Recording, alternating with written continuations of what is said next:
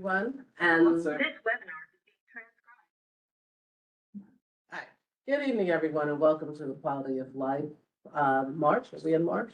March. Yeah. Meeting.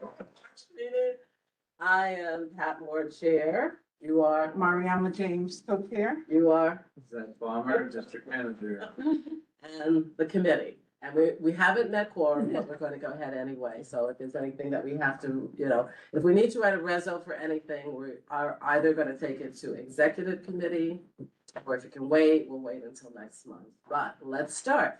So our guests, Dara, you wanna introduce everybody and yourself?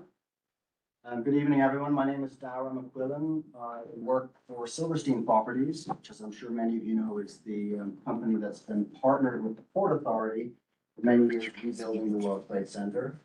I'm joined by my colleague at the Port Authority. I'm going to ask each of you to introduce yourselves. Jolene.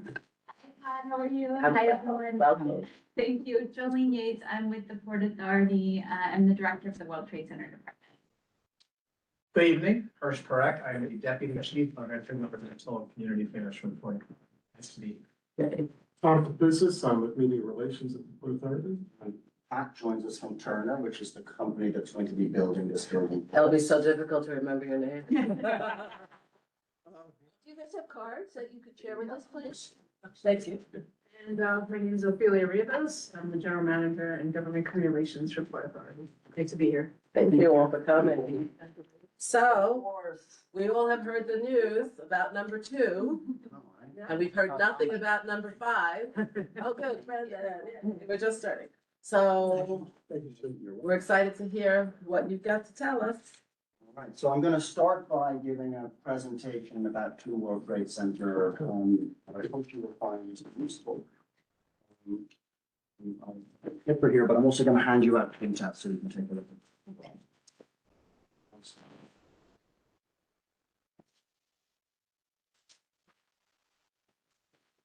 And Sure. All right, there we go. Awesome. So, I've been working for Silverstein Properties since 2004, when the very first building, you remember this, Pat, 7 World Trade Center was just coming up out of the ground. I remember taking this community board on a hard hat tour of that building. I don't know if you were on. I got sick on that one. I had to sit on the floor of the elevator. Because I hate heights. And you know, it's been a long journey for all of us, and I know that many people who live and work in the community, stuck with us as we got this done at the very long time. But I'm glad to say that in partnership with Port Authority, with American Express, we finally have the final commercial office building planned for the World Trade Center, and we're about to start construction imminently. And this is a slide that shows you the team. American Express is the owner of the building. They have the ground lease now with the Port Authority, which is the landowner. Silverstein Properties is the developer, so we will be building the building for them. And Turner, represented by Pat, will be, the general contractor who will handle the nuts and bolts. So if you get woken up at 5 o'clock in the morning, you know who to call. Okay. Call me. I live just up the road from that, on Liberty Street. So. And before we began, I thought it was interesting. I was chatting to Larry Silverstein today. I told him what I was doing this evening. And he reminded me that every single person who's in a leadership position at Silverstein Properties lives in the neighborhood. Our chairman, our CEO, our president, all live on Park Place. Our chief financial officer and chief legal officer live in Battery Park. Our chief operating officer lives just a couple of blocks north of Canal Street, so technically not Ward 1. And I live on Liberty Street. So we live in this neighborhood. And we work in this neighborhood. So we are building in the place that we walk by many, many times a day. So everything that we do here, we do with great care. Our consultants are also companies that have many, many years of experience working at the World Trade Center. We deliberately chose firms that have done this before. We wanted to make this as straightforward as possible. And American Express, of course, has an almost 200-year history in Lower Manhattan. They're at Brookfield Place at the moment. They've been there since 1986. So this is a big deal for them, committing to the neighborhood and moving 10,000 employees into this new building. And for us, it's a terrific finale, I would say, to this entire project. So from a design perspective, The building was designed by Foster and Partners. They were the architect that Larry Silverstein chose way back in 2005. After the master plan was selected for the World Trade Center, he selected 3 world-class architects, and Norman Foster was one of them. The building's design has evolved over the years, as I'm sure you can imagine, because office needs have evolved over the last 20 years. But this is what the building looks like. It was designed to fit within the Libeskind master plan. So its height is somewhere between 1 World Trade Center and 3 World Trade Center. Because if you remember, the plan was like a spiral of buildings descending in height. And at street level, it's going to feel like the other office buildings at the World Trade Center. It'll be elegant, it'll be respectful, it'll be a beautiful addition to, you know, the downtown streetscape. 2 million square feet, 55 floors, the signature design feature of the building is actually outdoor space that's scattered throughout the building. Hello, hello. Perfect timing. Angela, Well, these are our colleagues from American Express, so we can thank them for this building. why don't you come sit up here? Oh, okay, thanks. Sorry to be late. Angela, Welcome to the meeting and welcome to the neighborhood. Great, thank you. We're excited to continue being. yeah, they're not new to the neighborhood. They work in Brookfield. Yeah, so you're already in the neighborhood. Neighborhood for 175 years. We're excited to stay with it. And if you have business cards, if we could get one of those. That's okay, we can get it from you later. Angela and Sarah managing the project for American Express and work closely with us and the Port Authority and Turner. So we will be your liaisons. And I was just talking a little bit about the design of the building. You know, one of the signature design features is not just the open space throughout the building and its sustainability, but you know, how it fits in with the other buildings at the World Trade Center. I mean, it's a perfect addition to the campus.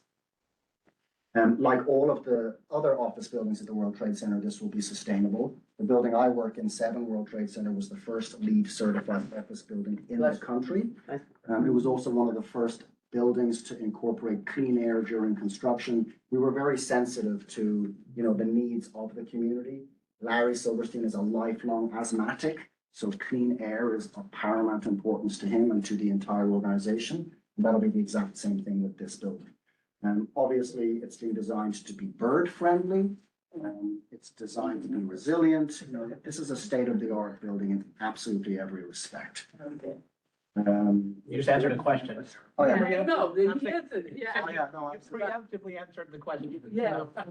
I mean, the Port Authority does extraordinary work in this house, and, you know, it's important to us as well. I mean, anyone who's walked around this neighborhood knows they should keep September, October, it's, Fine, he can talk as long as you want. we're doing our best to address. Here's a timeline. So I think this is what everyone's interested in. Construction work literally starts this week. The site fence is going around the building. By the middle of next week, the site fence should be mostly done. Over the next 4 or 5 months, most of the work will take place below grade. And the vertical construction will start sometime around August or September. We wanted to be very deliberate with respect to the street level experience as we approach the 25th anniversary of 9/11. So we were careful not to interrupt any pedestrian traffic, any access to the transit hub from the north or south side of that building. You know, we just wanted as much to remain in place as possible. And then after September, things will change a little bit and the building will start to go vertical. It's a core first building, like 3 World Trade Center next door. You might remember 3 World Trade Center, the concrete core went up first and the steel went up afterwards. And that's what we're doing with this building as well. So the core will top out in, 2029 in the spring, and the steel will top out before 2029. The building will look complete from the outside in about 2030, and we're hoping that the interior fit out will be finished. And American Express colleagues will be able to move in sometime around 31. So it's a 5-year construction project. This is the slide that I think you will find most interesting, and it's the one that's most important to us, which are the immediate impacts on the neighborhood. Every aspect of this design and build has been carefully managed to have the least impact possible on the people who live, work, commute, and visit around the neighborhood. The first one, I was gonna ask you, traditional pile driving. Great, all right, so Because you remember, Pat, we built the whole building up to grade, right? There's 4 floors of building. that already. whole whammy and that pile driving was killing us. Okay, so there's none of that. There'll be some caissons on the east side of the building, but they're not going to be like traditional Yeah. pile driving. Okay, great. And within the footprint of the building, we have the Apple Store on 2 levels, public restrooms, which are just down the stairs. Is it a Dwayne Reed or a Rite Aid? There's a Dwayne Reed, there's a Starbucks, there are a few existing stores that are under the building. And they're all going to continue to function, and we're going to monitor noise and vibrations because we don't want to impact them or any of the people shopping there or anyone else. Pat and his team are going to coordinate the concrete trucks coming in and out of the site. We have a lot of advantages in that because it's within the campus. The only real public street that we would impact is Church Street, and even then, there's, a dedicated lane that, you can only use if there are basically, it's just bikes really use that lane. So you're not going up West Street then, you're using Church Street for, So Pat, what is It's all, the, it's all Church Street side. yeah, but to get the trucks. the trucks, my understanding is that the trucks are gonna go down the West Side Highway, check in at the vehicle screening So center. they- So They have Liberty, to. on Liberty Street. And then they Yeah, come up Liberty, yeah, Exactly, they have to, yeah. because they can't do VC Street. exactly. Mm-hmm. So they'll be coming up Liberty, but at least they're not coming up on a public street. You may not be able to answer this, Pat, how many trucks a day? Well, to be fair, on a concrete pour day, there could be 100 trucks. Whoa. Sure. Starting at 6 a.m. or they're gonna start arriving earlier, 6 a.m., the work hours are from 6 a.m. but the trucks, run 'cause there are residences there. I live on, Pat lives on Yes. Feeder and Liberty, so. Yeah. Well, I mean, I hope it's not gonna be noisy. Well, again, we're coming through on Liberty and then we're turning up Greenwich. My windows are right on Liberty, right now, I live right next to 1010 Firehouse. Oh, okay. So most of the Your neighbor. noise from the trucks, a lot of the noise is they reverse and they beep. Yeah, I know. We're not planning any reversing, they're just gonna turn No, left, turn. that's the point of the setup, yeah. Exactly. I thought I'm guessing y'all know this, but I thought the start times were 8 a.m. It's unless supposed to there be, were. but I guess because it's on the special campus. permits. Is it a special permit or is it because it's on the campus, you can start at 6? I think it's because we're with the Well, port. no, construction permits, because we do products all over the city. Yeah. 6 a.m. is when construction, No, 8. Yeah, I thought it was so 8. you say New York. no, I mean, again, we like our bus terminal project in Midtown, for example. 6 a.m. is when we're able to begin the day work, so. But New York City, I think, is different than New York State, and you're saying, I Because thought. we've always dealt with construction at 8. You can get Yeah. after hours permits, which would allow for earlier or later, but generally. No, I mean, so there's a difference, right? There's different types of, so there's work that's happening on city property, right, versus work that's happening on Port Authority property, but under those permits, we've been able to begin work at 6 a.m. And that's, including on city property up in Midtown. So 6 a.m. to what time? 6 a.m. till 6 p.m. Monday through Friday, and then if needed, 7 a.m. till 6 p.m. on Saturday, So what time? Saturday? 7 till 6 on. Nothing on Sunday. Nothing on Sunday unless it's needed, in which case we will notify everyone. What's the Why basis would of we need determining it? whether something's needed? Need it, right? Whether, relating to, some kind of dealings that we have to do on a Sunday to, take care of things up on the building, the superstructure. So what would warrant that? Well, safety first. Safety. Right? Sure, number one, safety, right? We would come in right in and take care of something. It's windy down there, right? That it is. So, making sure that we're buttoned up on the weekends before we go home, but also just making sure that we can win and take care of certain items. But not just because, oh, we didn't get to finish this, let's come on Sunday. Generally speaking, no. I would think we would notify if there was some type of systemic problem. I had to go in on a Sunday to actually do work. Everybody needs a day for rest. Jacob? Can you detail what you're talking about in terms of notifying? So who and how are you notifying? Are you gonna get after hours permits? Because that's how we can generally find out. So that we can actually go to search online to actually find this out. I think that would probably be better than, I don't know what you're detailing in notifying. Everybody doesn't need to join an email list to follow this. It should be publicly easily available. Yeah, that is our plan. Francis, Francis? You said 100 trucks, not all at once. Do they come in groups of 5? The way the concrete trucks work is the concrete has to be poured within a certain amount of time after it gets into the Yeah, trucks. when They're it's sitting. saved throughout the whole day. It constantly makes noise. We don't want that. We don't We've want. had that violent- experience already. You don't want them. We have a pretty, it's pretty buttoned up at this point. They come in fairly regularly and they leave regularly. We don't want them waiting around for many different reasons. I mean, the only thing, my hair's not on fire yet because it's a campus. There are enough buildings to buffer kind of the noise, but especially between me. The first people the other residents are a block away or in Battery Park City. So I don't think the noise is going to be that bad. It's not like number 4, which was right in front of me. So hopefully, but my hair's on fire, I'll be calling You're not gonna get me. Still knock on my door. Really? Obviously, we will have a plan to notify, and it's one of the things we do want to talk to you about, and what's the best way to notify this committee and the board in general. We're gonna have a very robust communications plan to let everyone know. Routine matters, but also out of the ordinary matters. We're also gonna be monitoring the noise, the dust and the vibrations constantly, for ourselves and for everyone else who's involved in the process. So there was a CAB for World Trade Center number 5, and it's been, I don't know if it's officially disbanded, but there has been no movement with 5. You're gonna have a CAB for World Trade Center number 2? What is a CAS? So it's a community, Advisory board. right, Oh, I don't know. some members of the community, the construction team, everyone who's some representative, so that you meet once a month. And also there's a way of contacting someone if there's an immediate problem. Yeah. So you might want to consider doing That's a that. great idea. And, with respect to contacting, we do have a hotline number that'll be on the construction fence that anyone can call with an email address. It comes literally straight to my email and to the emails of many of the people in this room. Because, things like the PAC, Saturday, it's from, what time to what time? It's from Saturday, 7 to 6.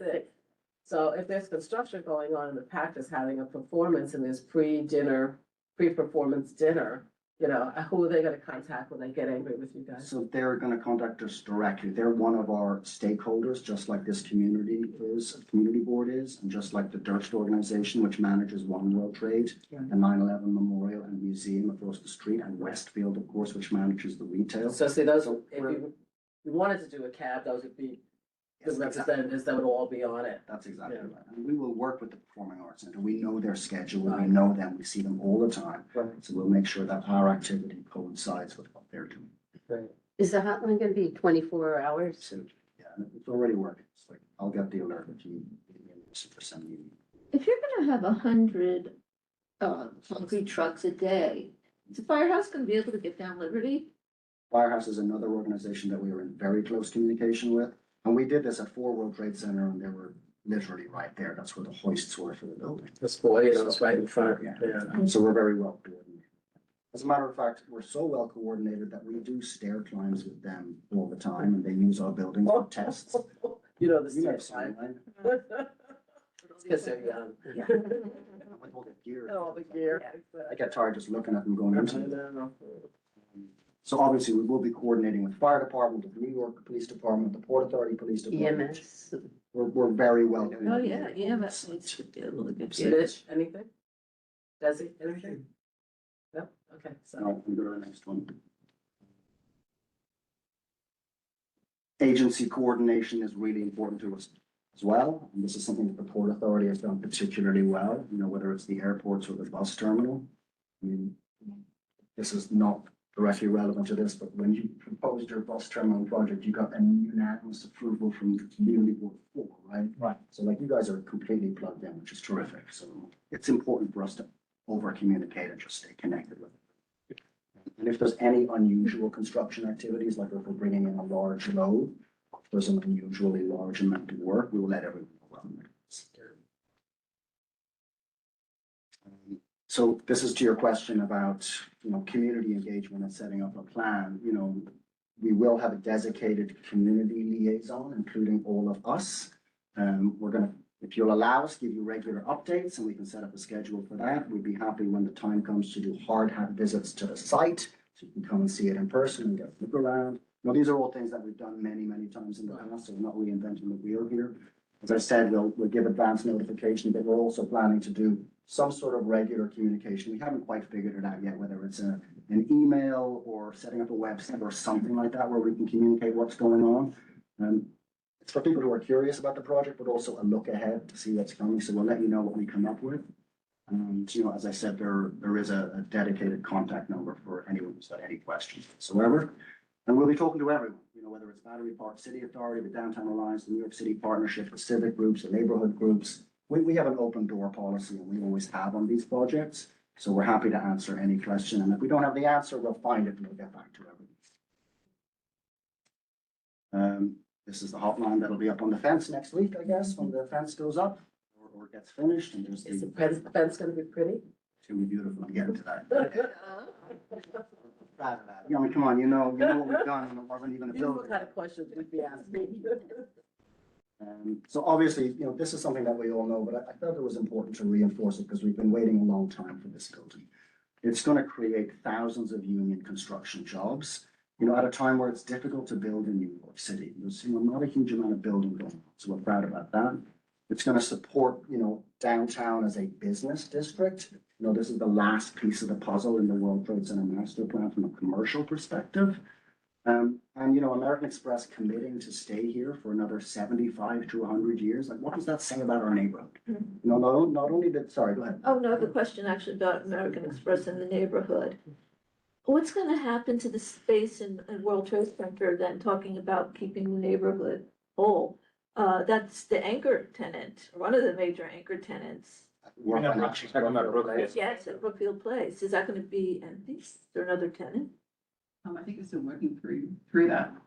We own a portion of the building, so, we'll be working through that over the next few years. But I'm pretty sure it will be not empty. Okay, so basically it will be empty until it's not. Yeah. So that's empty. My, Also, but they're not leaving until the construction. Right. Okay, so you're not gonna be leaving 2031. until 2031. Okay, so you will, and that's when I. To answer your question, they are leaving Brookfield to enter their new building, so Right. there will be empty space after 2031, 2031. likely 2030 something. 'cause it's Right, not gonna be so- a lot. So, Right, and the hope yes. is that Brookfield will be able to find another tenant so that the place. I doesn't- don't think that'll be a problem. If you look at the vacancy rates, you know, in buildings in Lower Manhattan, there's not a lot of space. I mean, No, I just want to. And the older buildings like 55 Broad that are B, C-class buildings, a lot of them, as you know, are being converted into residential. So there's not a lot. My gut, and it's not my building, my gut is it'll be leased plenty in advance before you even move out. That's my guess. Yeah, that's what I was thinking. before. It is a loss for This 5 BPC because you guys have been very good neighbors to the community that lives there as well. So in case you didn't know. Yeah, But so it also speaks to the vacancies that they have in retail space right now, and then they'll be increasing that. So I think it is a concern to be raised. It's not just we're just moving across the street. You're Yeah. providing a large vacancy to the businesses. So I don't think that we need to overstate like the positive business and community impacts. There are negative ones. Brookfield has done an incredible job, I think, as somebody who goes there like twice a day in programming their retail space, their F&B space, the Winter Garden. I mean, they just do a solid job. Were you there today? Know what was happening? So Bottega Veneta's gone. And I was gonna say, Yeah. I don't know how much you disagree with me. Yeah, there's a few of the high-end stores that are Not just that, uh, but when, yeah. before Brookfield came in, we had all those meetings where we talked about what kind of retail needed to go in.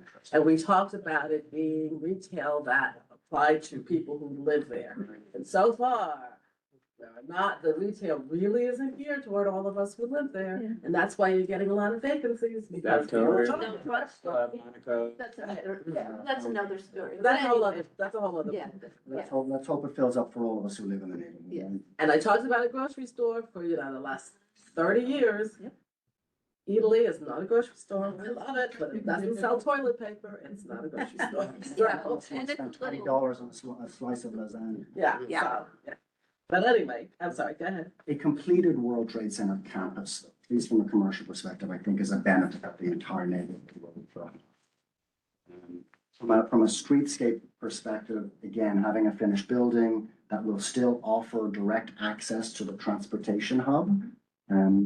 It's going to be great, having a finished streetscape and an active street frontage is going to be great. you know, the pedestrian circulation and wayfinding that we'll work closely with the Port Authority on, that'll be there when the building is finished, and it's just all positive. And then from a jobs perspective, you know, 2,000 union construction jobs, 3,200 direct and indirect construction jobs, a huge economic benefit for the entire region. All good stuff right now, and we need it the most. And we're gonna make a special effort to focus on local hiring, MWBE hiring, and all the things that we've done in all of our other buildings. You know, working with Turner, working with the Port Authority, something I'll never say my favorite. This photograph is Remember that? incredible. Oh, This is like the old one, you know, the one. Oh, Empire State Building, yeah. So like the one where they're eating lunch Yeah. and sitting on those. This was a fun one because these are actually crane inspectors. This crane was on the side of One World Trade Center on the 90th floor. It was used to install the glass curtain wall. And our photographer at the time, Joe, was up there shooting. Saw these, I know, seriously. And of course, when they saw him, they started, you know, swinging around. Sure. For me, it's always like been like the iconic photograph of the heroic construction of these buildings, and the impact that it has on the cities. Little bit of geography. This is obviously where the building is. This is a little bit of a look down, a bird's eye view. Fits perfectly within Daniel Libeskind's master plan. I don't know if you ever bump into him, but I bump into him all the time because they live in Tribeca and they work on Rector Street. I never see him. Him and his wife are always walking around, What do you like? checking it out. So oh, the glasses. yeah, the gray, they both have short gray hair and they both wear boxy black glasses. He's obviously very proud that this, you know, this vision of his, which is over 20 years old, has been completed. From a streetscape perspective, this is more or less what the site looks like today. We're going to talk a little bit about construction fences. This, the fencing of this project is going to take place in phases between now and the middle of September. As I said earlier, we wanted to be very, very respectful to the World Trade Center campus as we approach what will be a very important anniversary, 25th anniversary, have the least amount of impact. So we're starting small. This is literally VC Street. So this is the first bit of fence that's going to go up this week and next week, and a little bit of Greenwich Street. And most of the work that's going to take place is below grade. There'll be a crane coming in at some point. So you'll see this fence, and this is the art mural that you asked about, which is we chose a really interesting female street artist called Queen Andre, and she started painting on Monday morning. So if you're around and you want to take a look, see what she's doing. 6 o'clock? Sometime around noon is when they usually roll out of bed. But this is her plan for that particular strip of fence, which is nice and colorful and I think a perfect fit for that. Because it's along VC Street, and that's really a pedestrian walkway for a lot of people who work at Brookfield Place. We didn't want to, you know, put murals in that tourists were going to stop and take photographs in front of and block the way. So for that particular stretch, we were very deliberate in choosing a mural that would look fantastic, but that people would walk past. When we get around the rest of the building, we'll obviously have different artwork, just like we do today. And we'll have a little bit of fun with that, but this is what's happening. This is also partially intended to be for cyclists. Are y'all accounting for that? And how?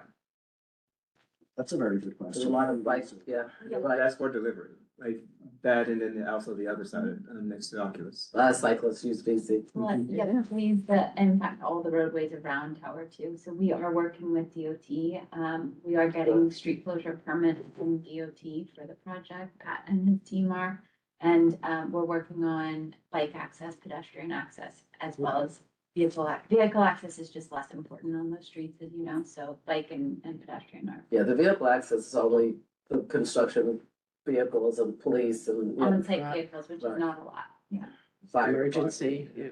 But it's a good point about the delivery bikes, because, you know, they can be a little. Right, and so then is the intent to just wash pedestrians and cyclists together, because that's incredibly dangerous, somewhat obviously because of delivery cyclists, or are y'all actually planning? We're not changing the nature of the street as it is today, so if it already has the shared bike pedestrian lane. I mean, it has sidewalk and then it has road. Yeah, it doesn't. Now, really it does have merge, designated. because I think it's essentially one level, but there is sidewalk for people. On Greenwich, yeah. Also notice Oh, Greenwich, are we talking VC? on DC, VC, yeah. Oh, yeah. and you it's come out of the subway and there's sidewalk, but it's also at the same all the grade. same as Yeah. where cyclists are, but there's space. The food Also, right, next to the post office, also that block right after that, I don't know if it's you all or someone has already started, and I'm guessing maybe you all putting up construction fencing. And so I think there's going to probably be some navigation that you have to think about because the fencing is already blocking part of the road, which is understandable, but like it's On gonna, Easy Street. Mhm. I think the fence you're talking about is actually Con Ed work. It might be, yeah, On Easy okay. Street, yeah. But I mean, these are the things to account for. Yep, exactly. And then also, just based off of this week alone, that fence actually, and I know this is weather related, actually was pushed down from the wind yesterday or today, or day before. So I mean, I think that's something to take into consideration because we're in this wind tunnel. Yeah. So our fences are gonna be quite different to that. Okay. The Con Ed fences are these plastic yodocs with basically metal and mesh. And then barbed wire on the top, which is a whole other story. And they're temporary, they're meant to be temporary. It's for temporary work. Our fences are gonna be concrete barriers with metal posts and 4 foot by 8 foot plywood. You mean the metal sunk into concrete? And wood, so they're gonna be, rock salt. Yeah, Just out of curiosity, the artist that you named, is she a local artist? She's from New York. She's from Lower Manhattan. No, she's not from Lower Manhattan. I have to find out where she lives. Have they had any artists from Lower Yeah, Manhattan? we definitely have had artists. Are we going to have some on the other three I sides? don't see why not. Okey-dokey. We have a very talented pool of artists that they've been working in and around our buildings for a long Yeah. time. can we go back to Venus for just 1 second? Because that's a main thoroughfare also is Liberty for people who live in Battery Park City and people going to and from Battery Park City. So you're not saying that means it's gonna be closed to pedestrian? No, No, it will be open to and it's a through the while, whole, right, through the whole process. at least until September. We're not quite there yet, I think, in terms of whether it's going to. I mean, what you're saying is you may have to close it once in a while, but you're not gonna close it on a permanent basis, right? We don't know yet about that. The plan currently is to have it. Well, Is it? Well, not yeah. ideally, but that would be a big problem. You know how many people, That was a big problem back when we were constructing last time around. I mean, a lot of so people you use don't VC wanna have that problem. Yep, Okay. agreed. And then Liberty will be open to pedestrians on to walk. Liberty's. Liberty's not not gonna big. change. Okay. Just gonna have Just, to. all right. Just so traffic. DC, yeah, that will be an issue, is the main thoroughfare to and from Battery Park City. Yeah. VC is a big issue. And a lot of our, the folks who work in Brookfield, they do walk down that. Right. road as well. And to the ferry to get back and. It's heavily, Francis? and also, it's, Betty, it's ADA Yes. accessible, and Yeah. Betty uses VC Street a lot, and I'm sure other people who have mobile, mobility vehicles, they use that street, so just keep it in mind. Francis had a question. At one point on BC Street where the Con Edison was working, the mural was done by local kids in elementary schools, and it's fabulous. Very cool. It was really, really. And we have a new elementary school in our community, you know that, right? That art is. We have, what's the number of that school? That's on Morris Street, at the end, it's right on, your kids are not elementary school, it's on more, it's a new building that went up. Battery Park. Right by the here, senior moment, right by the parking garage. Oh, right, I got you. Yeah. So we have a new elementary school that's been open like a year, so you might wanna approach, so you might wanna approach them for one. We've worked with PS 89, 234, those are the ones we've worked with in the past, because they're super close, but yeah, I like that idea. Now that one will be closer. See that, and that's where you get your local arts. Yes, artisan training. Which side they have to be. But the plan is to, obviously bring artists in. We don't want blank fences. We certainly don't want people graffitiing or posting stuff on them, so we're going to keep them painted. The fence, the Port Authority is also going to put wayfinding around all of these construction fences. Just so that visitors to the site know exactly where to go and to know where things are, just like you have today. So I don't think it'll be too different from now. This is just examples of what that will be and where that will go. So the beer garden's gone, right? Yes. Someone was crying the other day because the beer garden was. So is it relocated somewhere?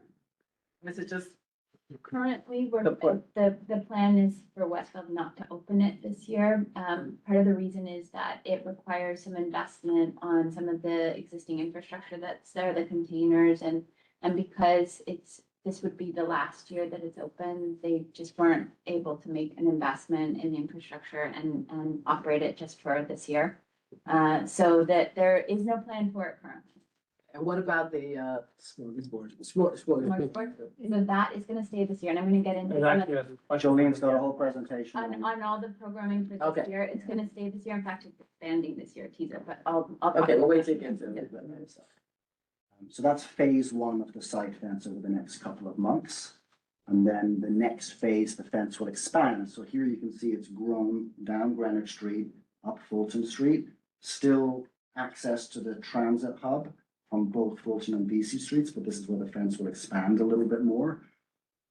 This is more or less from April until July.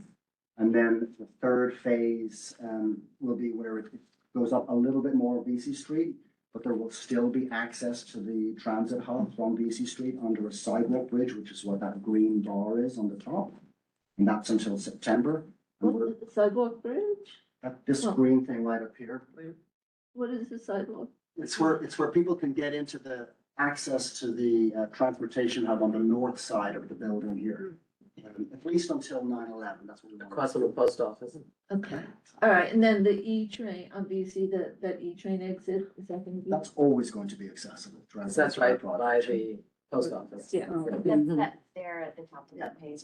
Across the street from that green. It's not going to be impacted at all. Okay, So the fence grows out a little bit, and then the next version of this, which I don't have yet because we're still working out the details, is after the 25th anniversary, when the entire site will be circled by a fence, and then the building starts to go vertical. So those are the details that we're still working out.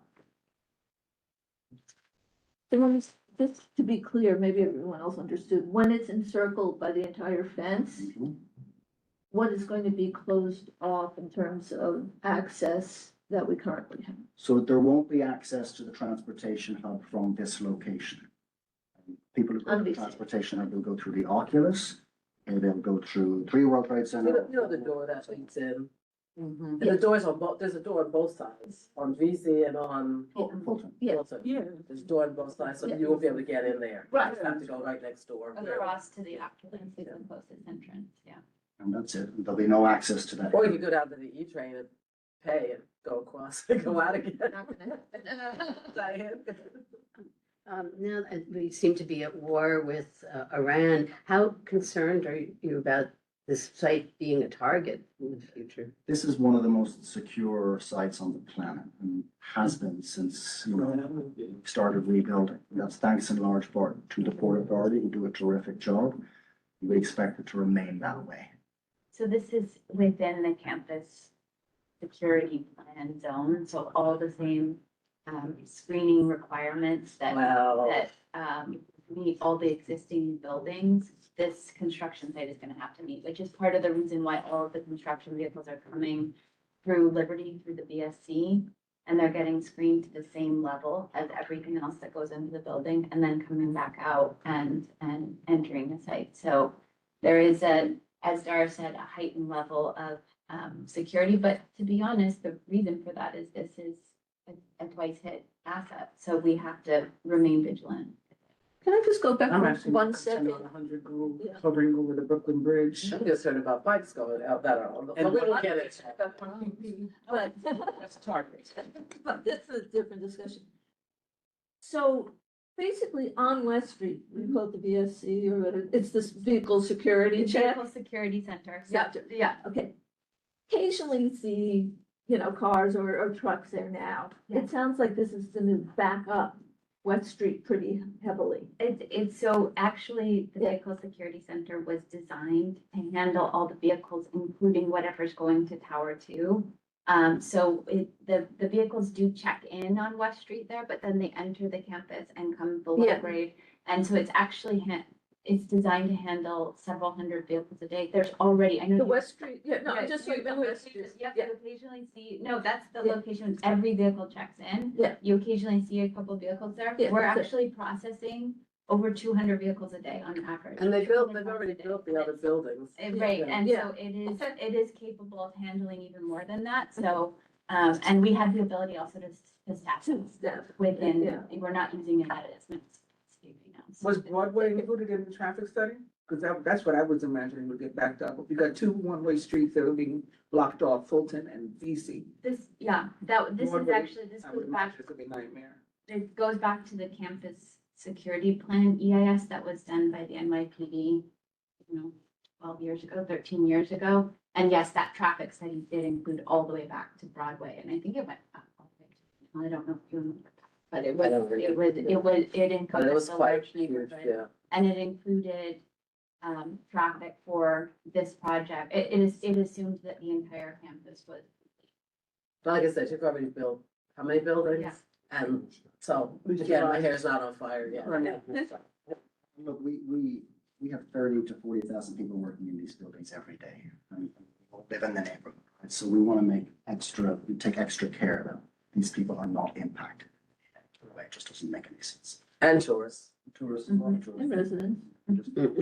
We always come last. I know, we're traveling. I mean, so, just I'll wrap up by saying, thank you for your patience. Over the many, many years we have worked together on this project. I'm glad to say that, from a commercial perspective, this is it. What are these two green areas? So this is one of the signature design features of this building. Each building has its own design language. They're designed by different architects. And with Two World Trade Center, it was to bring as much of the outside in and to create as much outdoor space in the building. There's actually more outdoor space in the building than there is land underneath it.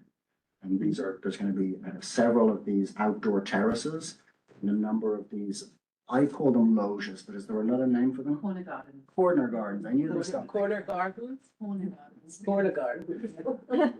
And these are not the luxuries. Like that. These are for the I was like, a lot of people people who work and yeah, that. people are visiting there. Which actually leads to another question. Will there be space that you could make available to the public? We're to gonna get read? to that. Oh, I'll wait my turn. You're there, good. Available for events or meetings or other public access for residents or local nonprofit groups. I mean, right now, there are no plans because it is a private office building, owned and occupied by a single company.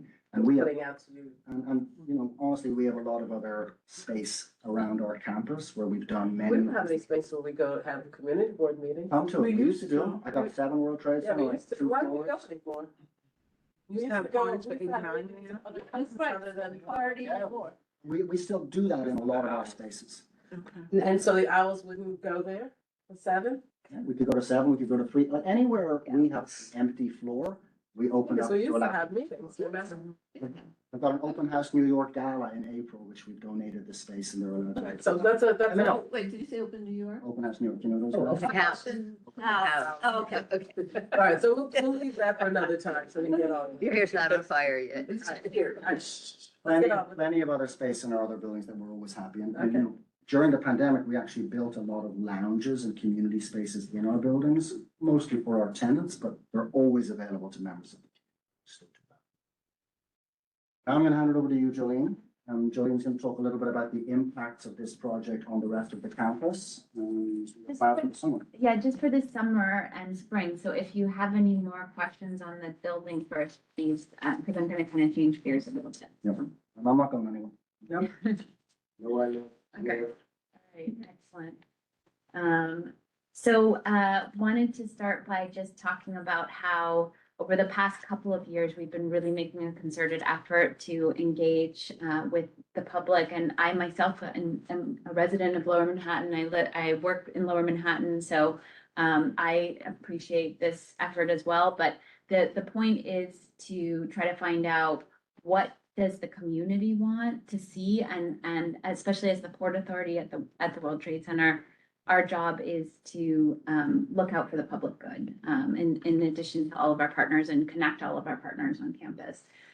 So what we did in 2025 was, we asked a lot of questions, we collected a lot of data, and we heard a lot of feedback about what was the, how did people respond to the activities that we did. So we did a lot of surveys, post events, and also just in general. And the information we got was that people wanted to see more diverse programming. For example, they wanted to see more programming for families and different age groups and people with different abilities.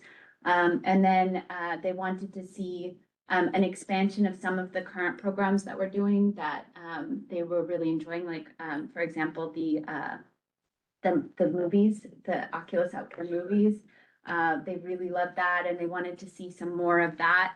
And also just some tweaking of that. So changing the cadence of some of our staple events like Smorgasburg. People love Smorgasburg, so they wanted to see more of that. But then some things like we have this Wellness Wednesdays, we do outdoor free fitness classes in the summers. And and not everybody knew about it because of the time of day we were doing it. We found out that people weren't really engaging with the time of day. So we decided to shift the time of day that we're doing it and increase the frequency. So that's the kind of feedback that we got that informed our programming for this year. So some of the teasers of what to see this year, and this is all the confirmed stuff. There's a lot more that's going to happen.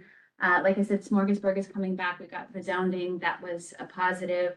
And especially this year, while the footprint around Tower 2 of the construction is still smaller, we really want to take advantage of that and expand the Smorgasburg programming. So we're adding another day this year. Last year it was every Friday throughout the summer months. This year we're doing Thursday and Friday. So that's going to be a great opportunity for people. We noticed last year that some people weren't coming into the office as much on Fridays. So that they were asking for other days of the week to be added. So we get a lot of community on Fridays, but we want to get some more office dwellers as well on Fridays, on Thursdays. And yes. Is that a single vendor for that? So Smorgasburg is one organization, but they curate a bunch of different local vendors. So we have some returning vendors this year and then some new vendors as well.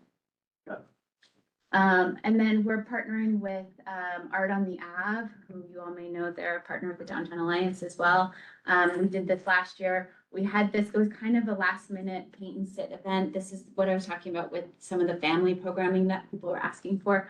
We weren't sure how successful it was going to be, and it was just so popular that people said they wanted to keep bringing back these kinds of events. So that's coming back as well. We are doing, again, another partnership with a nonprofit, Kaleidoscope Dance. They've had some really incredible performances around some of the cultural celebrations that happen in different months of the year. So we're doing some more partnerships with Kaleidoscope Dance. They're coming in April, June, and August to come do some public performances.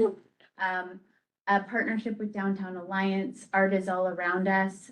They come and do some performances in public spaces. So we have a few of those booked in the calendar as well. And then, as I talked about before, Wellness Wednesdays. So we shifted the time a little bit of those. I think people were asking to have them come after work. So we shifted it to 6 p.m. And starting in May, we're going to be doing partnerships with different businesses around the neighborhood to come and do fitness classes, free fitness classes in public space just outside the Oculus. And then of There's the course, senior programming. see, that's it, yes. Where's the senior programming? Good point. We should look to partner with. some- All of us over the age of 60, we want Yeah. programming. Remember, there's thousands and thousands of residents You're around right, you you're right, and more every walk through year. this every day. And It's a growing neighborhood, It's yes. just No, Not thank just you. the young Good people. feedback. Good feedback, thank you. Oculus Outdoors, that's coming back again, so we're doing 2 per month, in June through October. We're partnering with Paramount this year, and we're gonna be celebrating some of their anniversary movies. So some of the movies that are hitting like their 40th anniversary or 50th anniversary, so we're gonna be doing some classics around that. And then we have a bunch of other partnerships that are coming back, some new events that we have already booked in the calendar. This is on our website too. I was gonna say, could we have this slide Yes, for our website? Yep, I'll send this to you, and then also I'll send you a link to our calendar on our website because we're constantly updating Great, that thank as you. well. No more farmer's market, huh? Yeah, I was gonna ask, farmers market. Come back. They didn't wanna come back? Really? Yeah, so we are actually, if you have any suggestions, we're looking for a new partner for a farmer's market to come back. So if you have any good nonprofit organizations. I'm surprised, this was a city one? This is the Grow NYC? Grow NYC, Grow NYC, yeah. We And just they, haven't made enough We money. could talk to, what's his name, Bob, in the Seaport that does the green market. I think he started it, actually. We used to work for the Department of Agriculture. okay, Like creating the green market. Yeah, we have a different vendor, farmer's market, whatever, in Battery Park City. oh, yeah, that'd be great to get that. Yeah. connection. No, it's the same one. It's growing, I see. No, It's no, On Sundays? in Battery Park, no, the one that's new by the Oh, Irish, Bowling Green? no, by the Irish, Memorial. Um, That's not for New York So maybe you City. could get that info. Yeah. I get Zach. I'll ask, I next get it to Brodani. you. You're talking about on Sundays, the one that just started. He's at communications. No, it's the same one. For PPC. Oh, okay. It's that one that's on Sundays. There's one on Yeah. Tuesday on Broadway. The That's one, Grow NYC, I think. Mhm. The the on- one that you had on Wednesdays, I just don't think that it had enough traffic just because if you're, I mean, if especially in the daytime, like as a business person, like you're not going there to get stuff for lunch or breakfast. It got smaller and smaller. Mhm. And I Yeah, think the that people vendors- lost interest. Move on. And it's about, Well, but yeah, I'd love some connects if you guys have some good. Yeah. markets. And yeah, and that's a, question around the smorgasbord. So one, you talk about there being an expansion. Is this an expansion of vendors that you are bringing in? So is there going to be more vendors? Because it was actually pretty tight on the Fridays, but you know, still welcome more. But then also, Mhm. I guess this is to the point of this is up to September because then you're actually closing it off, and so then it's Yeah. the expectation. Then it just won't be there until I guess you open it back up. we're gonna try to find an alternative after this year. I don't know what it's gonna be yet, so we have to still think about where we could do it, but it's been so successful, I would really hate to see it go away. But yeah, so usually the Smorgasburg runs through October as far as the weather will permit. This year, we're ending it in September, So it would be closed anyway. And when does it normally reopen?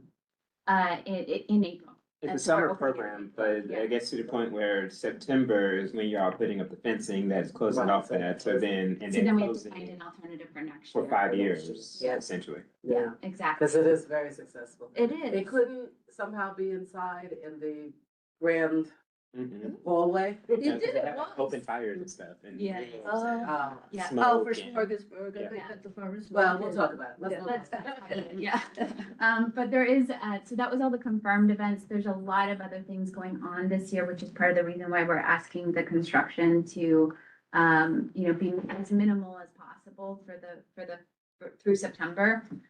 So we have a couple really important anniversaries this year. Believe it or not, many of the places, really important places of the World Trade Center have been open for 10 years now. So Liberty Park, which you all know and is near and dear to you, is hitting its 10-year anniversary this year. The opening of the Oculus itself is hitting its 10-year anniversary in August. And then, of course, the 25th anniversary of September 11th this year. And you all remember on the 20th anniversary, and that was right in the height of COVID, how many visitors we Yeah. got just to come and memorialize that moment. So I think that this, 25th is gonna, we're gonna lose our minds, the neighbors. Oh, yeah. it's gonna be a lot. So we're in planning for all of that, along with, some of the other major citywide events that are happening. And we're trying to figure out what our piece is in that, but also just making sure we're prepared for the additional visitors that are inevitably coming. No, Harris is gonna go crazy. Mike and the- In a good way, yeah, I think. How many more people can I get in there? But anyway, let's go on. So I think that's it. Okay. But yeah, I'm happy to come back and. Are you doing something special for the 10-year anniversary of the park? Yeah, we're gonna do a lot of digital celebrations. We're gonna do a lot of social posts and some interviewing and that sort of thing and doing some online celebration, but we want to try to do some community activation too in the park. And we have. in the past- Can I ask a question? Just remember that part. Betty. Oh, Betty has a question. Yeah. Let Betty have, go ahead, Betty. Thank you. Since you're mentioning all the anniversaries and things this year and unusual events, I've kind of out there question, but have you considered doing any watch party for the FIFA World Cup? Yeah, we did, and we've had a lot of coordination with FIFA, with the FIFA host committee. And they're still trying to, especially in the new security environment, figure out what their watch parties are going to be around the city. And we're not there yet with determining that this is the right place for that. And especially since they canceled the watch party in Liberty State Park, and the Fan Fest in Liberty State Park, we just don't want to overwhelm the neighborhood with too much crowding. For all of you who saw the watch parties we did around like Cricket World Cup a couple years ago, it was awesome. I love But that is a much less popular sport, and we got thousands and thousands. Yeah, of but when we people. have the fireworks down here, we have all those people. Exactly, and it all overlaps, so the fireworks, the FIFA games, Sail Forth, it's all happening at the same time. So we're just trying to be really mindful of how many crowds we bring to one place at once. The 250th. That's right. So, but we are planning some activations, maybe not watch parties, because again, that attracts a lot of crowds. But some other activations, for example, we just worked with Westfield on a CONCACAF fan activation that's going inside the Oculus. CONCACAF is one of the FIFA leagues or organizations. I don't know, I'm not a soccer fan, but I thought you meant like a fan. But they'll be doing some fan activations inside the Oculus and some like player appearances and that sort of thing. So we're Well, if planning anything some. that you wanna, put on our website, Okay, yeah, Yeah. right? Yeah. Yeah. we should. And so, Okay, great. Thank you. Thank you. that sounds exciting. Great. Question? Oh, yeah. Anybody online? Betty, did you have anything else you wanted to ask or say? No, thank you. I do have a quick point to make because, but you have some beautiful art, but it's not easily accessible. And as a matter of fact, one of my kids were looking at something and the Silversteins were next to them and said they were so happy somebody was recognizing this as art. Maybe there's a way to get that out more to the public. Not that the animal things aren't great, but they're not great in my opinion. I mean, no. They've already rotated out. We have a new art. Yeah, because everybody's climbing on the old. Yeah, I'm talking about, you have like really wonderful, you have fine art, you have beautiful art, you have interesting art, but that art isn't really easily accessible to the public, and it would be wonderful if it could be, and have more information on what it is, so people, when they walk past, will take a look at it. But we definitely have a plan to share the stories of the artists and the art installation on the site fences to all of our social media channels. It's gonna be us and the Port Authority and the American Express will be telling that story. Yeah, we'll show up for 140 Broadway, have you seen them? I know. Yeah, I know, it's the same artist. It made me so crazy. They were all climbing on it and the sign Tried to clearly put the said, sign. do not climb on. And I saw some people put their 2-year-olds on top of, I was like, oh my gosh. I Yeah. just go But insane. we do try to keep that, to your point, we do try to keep that public plaza as space for rotating art. And so we like to give the platform to as many artists as possible. And so we limit the art that's there to about a year maximum. And that is meant to be public art that engages people, maybe not engages that much that they're climbing on it, but engages them, allows them to interact with it. So we do try to do those social media stories and that kind of thing as well around that. So just to keep us moving, because we have to ask you about 5. Anything from a construction point of view, anything from Port Authority, anything, Don? Not much of an update. Hirsch, what do you have to say? Yeah. Okay, anything you want to tell us? So just just on 5, right? Like, so as you know, we just adopted our new 10-year capital plan back in December. And 2 of our priorities in the capital plan as it relates to the World Trade Center campus was really completing, the towers that have not been built yet. And so we were very, very happy that the deal for 2 World Trade Center came together as quickly as it did, and maybe not so quickly if you ask, some other folks, right? But, very early in our capital plan cycle. But, Tower 5 remains a priority. It's something that we do want to advance as part of this 10-year capital plan and look to have it completed by the end of the 10-year capital plan. Which ends, It's 26 to 35, correct. We obviously recognize that is an important piece of that is the residential component of it as well.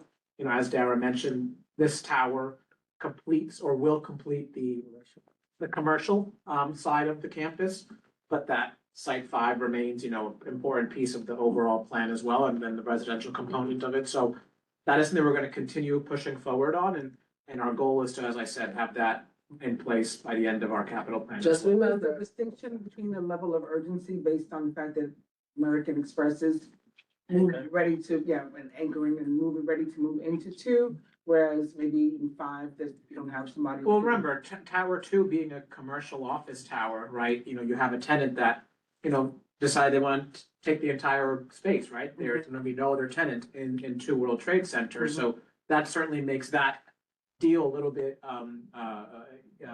easier to advance because you have a fully occupied building.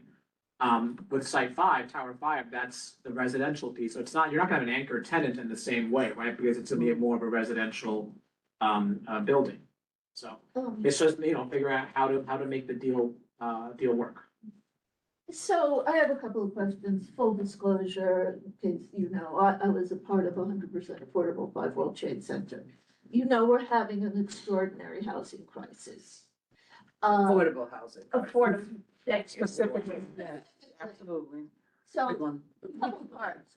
What number are we up to now, since the HUD money has come Percentage. through, in terms of affordable units? And the extraordinary speed with which you're getting, 2 up concerns me about the lack of speed and commitment, and it's somewhere in our 10-year plan, we hope, for this desperately needed affordable housing.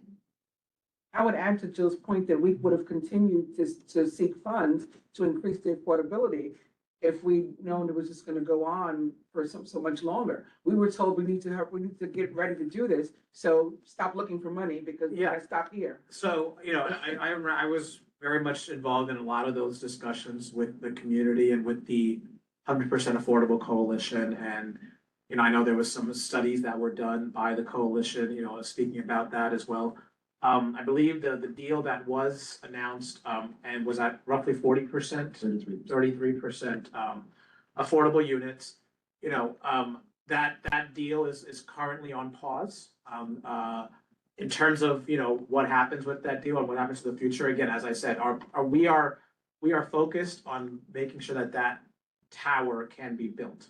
And there's a lot of, factors that go into, building building a residential tower of that height in general, but also building it on such a complicated construction site on the World Trade Center campus. So not forget that, all the residents that live. around. Well, the residents, the security considerations, just a tower of that height, there's a lot of factors that go Well, we have into a it. tower much taller than that across the street from. But in that location is my point. No, right? but Like- the one that's right across the street. Yes, from us, yes, that's yes, tall. yes. I just want to understand, so Silverstein got the lease then from the Port Authority, but now doesn't have to build. There was a joint venture that was awarded the lease, and we are still working through with them exactly what's possible.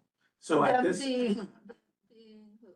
The Port we Authority? are working through with the joint venture, see what may be possible. I'm sorry, And treat me like I'm dumb. What do you mean, what may be possible? What money, money or? what may be possible based on the deal that was announced, and then if there needs to be some modifications to that, what needs to happen to that? No, and but all I of mean, that as when you say what may be possible, how tall or how many people or how much afford, I don't The know. the type of units that are gonna be that will be part of the project, whether, the mix of market and affordable, the cost of the tower, as you know, the cost of everything is going up right now. So whatever the budget was, you know, a few years ago, we've seen increases of 50% on certain construction costs as well. And the situation in Iran, you know, in the Middle East is not helping at all. So there's a lot of factors that need to go into what can be built, when it can be built, you know, what is the mix of affordable and market rate So let me units ask and you all. this. But I thought that was all determined, and that you presented a plan. There was a plan that was presented, but, you know, again, as you move forward in the timeline, construction costs fluctuate like crazy. And so, let me just give you an example, right? Give you an example of the cost of construction. It sounds like it's kind of being scrapped and maybe it'll No, happen. it's not being But scrapped. that you yet. guys now have the property. I mean. Well, it's not being scrapped, as I said, it is a commitment that we've made to build 5 World Trade Center. That is a commitment that we really are focused on. I mean, on I thought there was like a advancing. groundbreaking But- goal before that was, and it was gonna be completed by 2030. Things Hold on a minute. things change, conditions change, costs go up, finances change. The environment changes in terms of the construction, so it's not that, you know, what was done at that time is something that could move forward in the same way.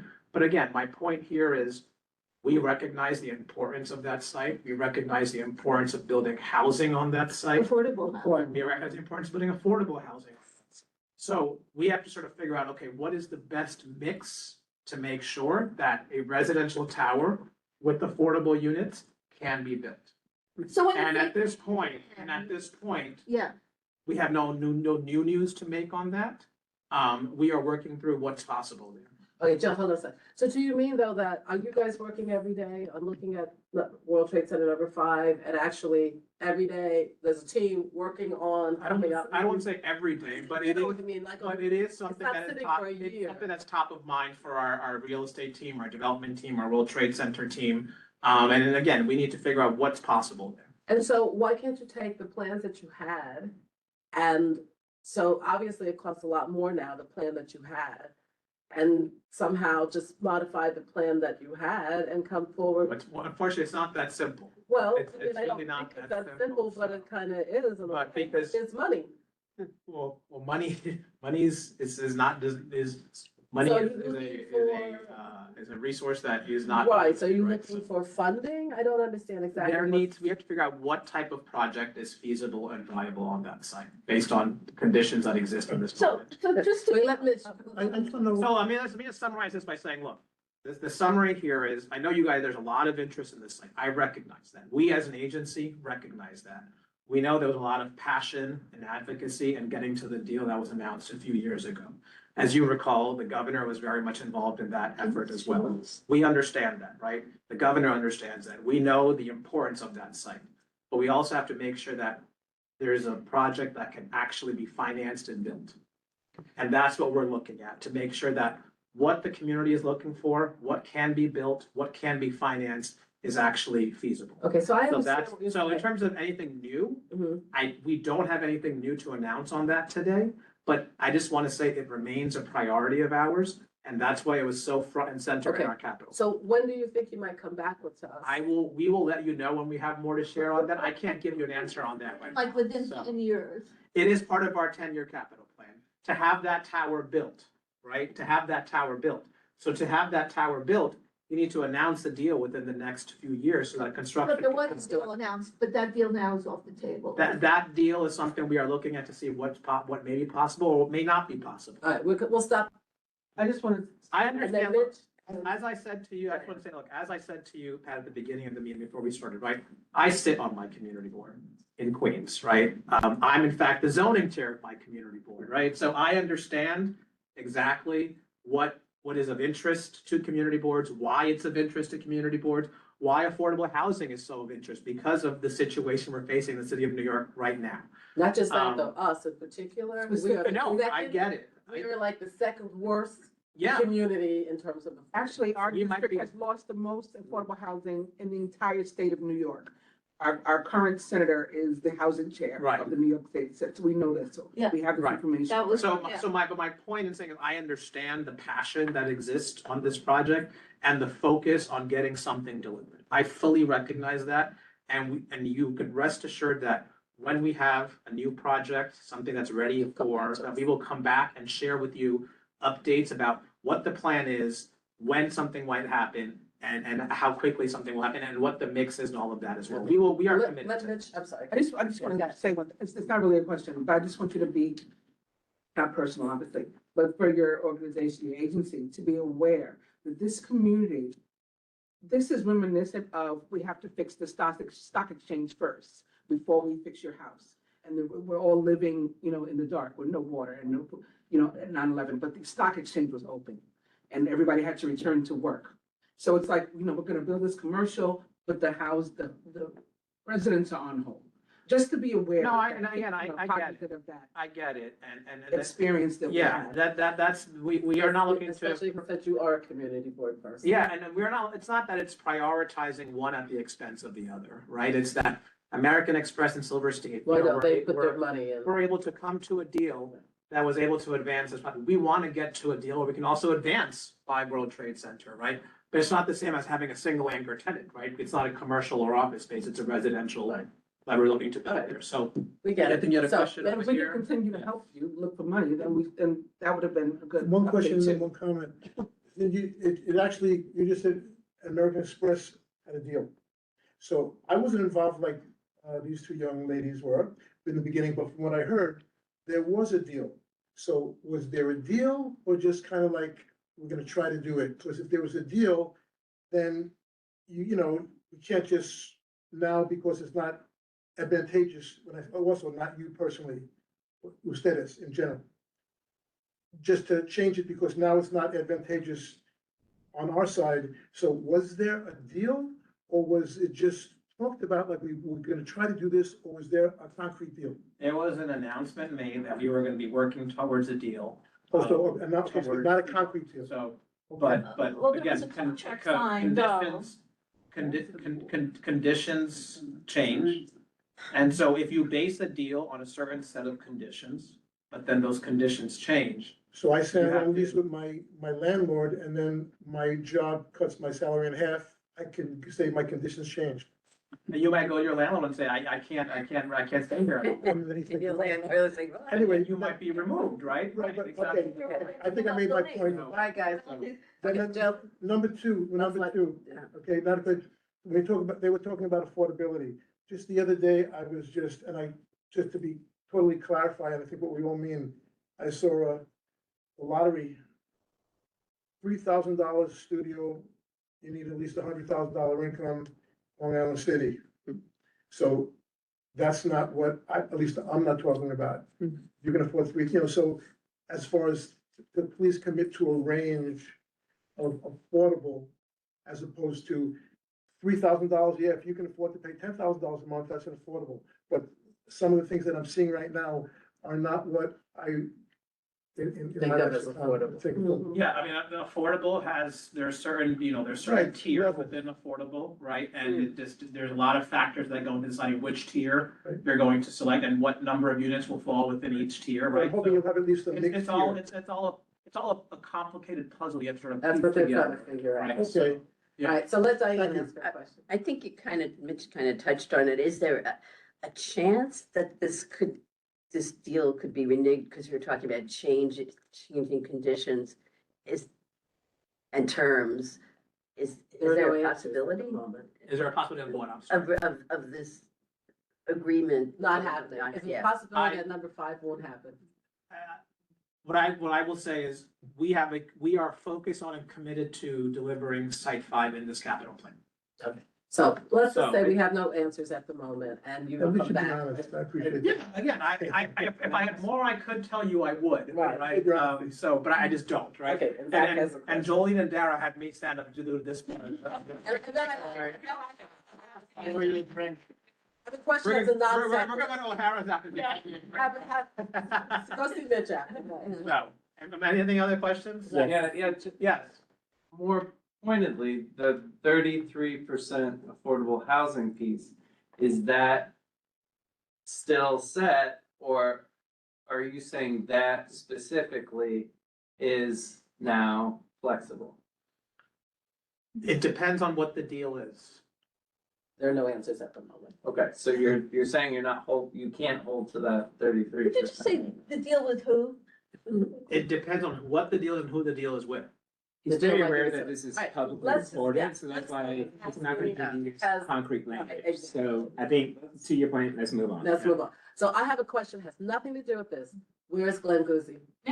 He's still at the Port Authority. Tell him I said hi. He is not I working know. on the bus terminal project. I know, where's he working? He's at One Liberty still. He's still there, oh. yeah. Tell him I said hi. So, the major capital projects team that was responsible for overseeing the World Trade Center, that work has now shifted to Jolene's department.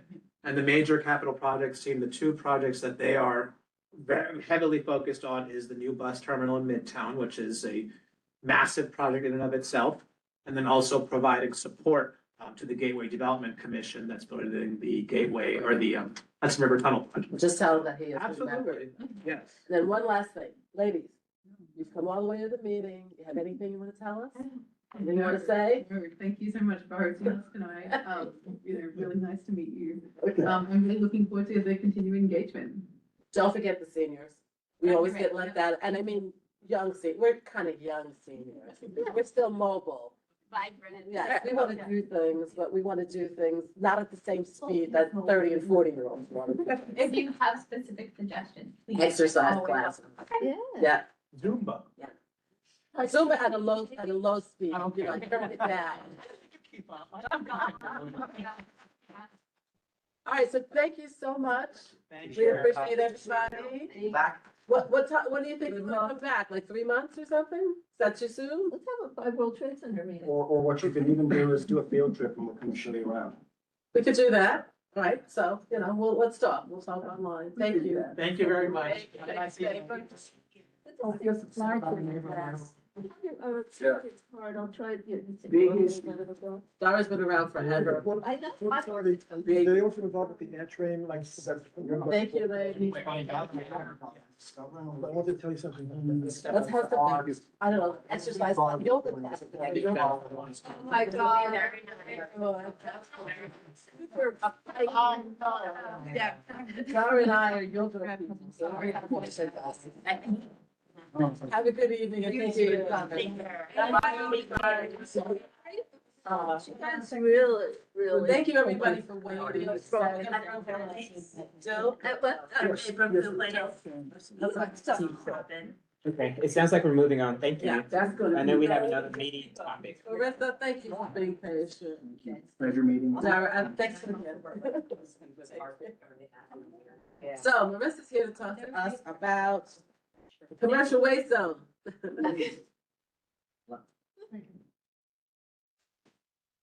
Good evening, everybody. Thank you. I do have hands up. I'm sorry, I gave them all to you. No. I'm joking. Oh, no. They weren't passed out. Sorry, you're all passed out. So we have some handouts for everybody. There's another one. Thank you, my friend. You have yours? Yeah. Perfection. And here's another one, if you don't mind handing those around. Just talk about the commercial waste that's happening in your zones. Just good if I stand here? One of those. One of those.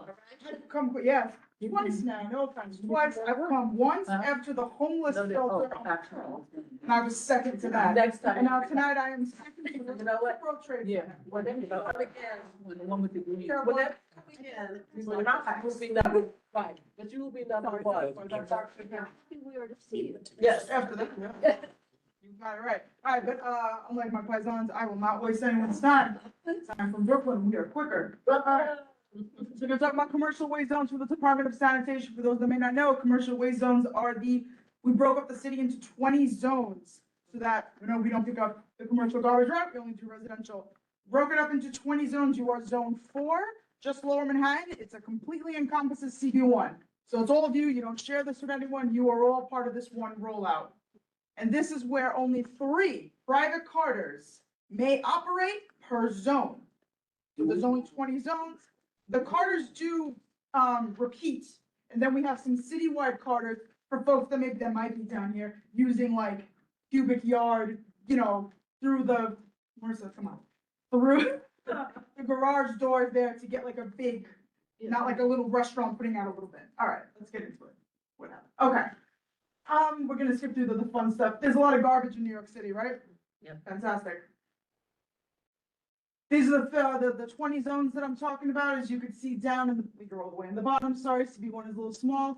And then we have 3 in Staten Island, and you can get an idea. A lot of these are on our website as well. Do let me know if I need to send a link around, but it's pretty easily found on our website. Just go to businesses, and we love to talk about commercial waste zones. We have a whole team dedicated to commercial waste, so I'm from the public affairs. I'm Marissa, I think I said that, okay, just want to make sure I started with that too. Transitioning to the commercial waste zones, like I said, this is from a local law that came in November 2019. Private Carter, so we have 20 zones.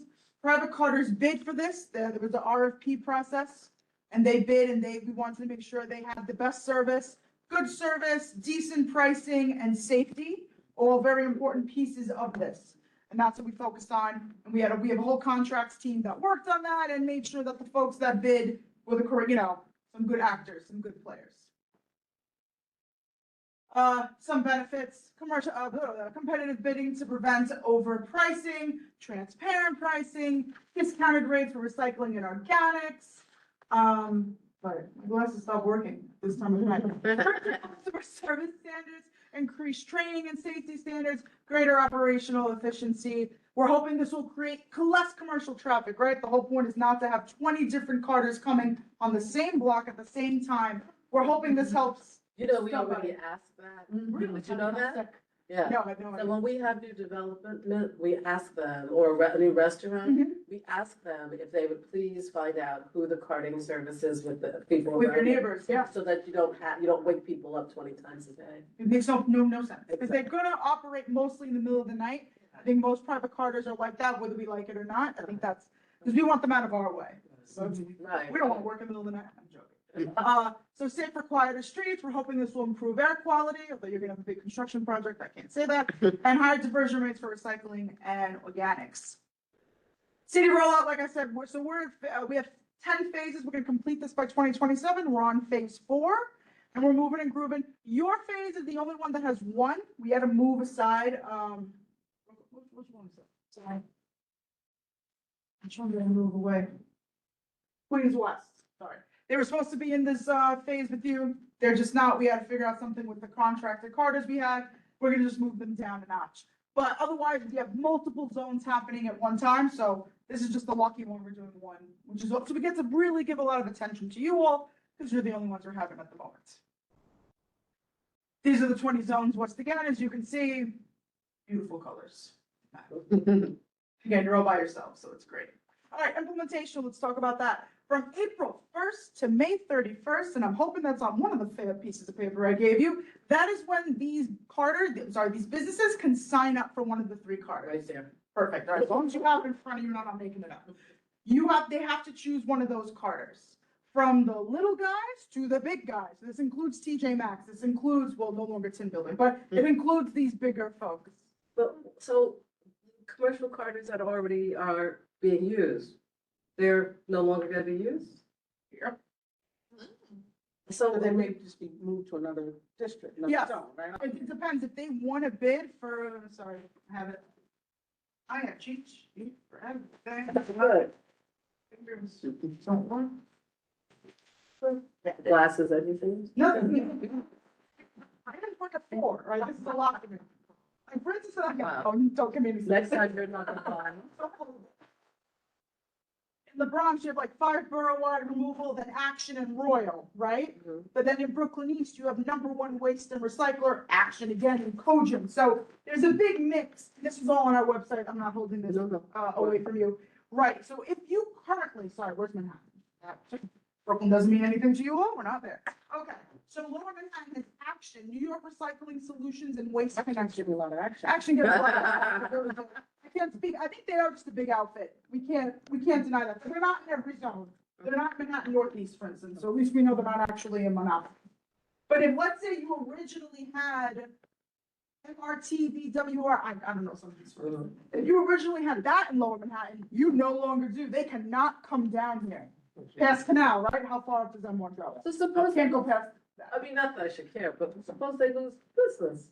Are we putting them out of business by doing this? I don't think we're putting them in business. Okay. mean, do you wanna? Not necessarily, it's that they didn't bid, Sell, they're but not- the whole point of this. Oh, well, the whole point is, thank you. The whole point is not to have 300 carters on the block at the same time. They bid, they won these bid. If you're smaller, we do have different sized outfits, right? It's not just all, right, Action we know is huge. But these other folks I've never heard of personally, these are just not in my neighborhood. Action I see everywhere. Waste Connections I've never heard of. So they might be middle or small size firm. We have all three. We're operating in the city. So we didn't just choose the big guys, and we didn't just choose the small guys. We wanted to give it all out to everybody. We tried to be as fair as possible. Just commercial? Yes, yeah, no, I think it'd be residential. Yeah, that doesn't change. Oh, yeah, I'm not sure. And so, this may be, I don't know. No, never stupid question. So they bid based on how many businesses were in the zone that they were bidding for, right? Yes, Action, as we saw, bid from multiple, some others did not.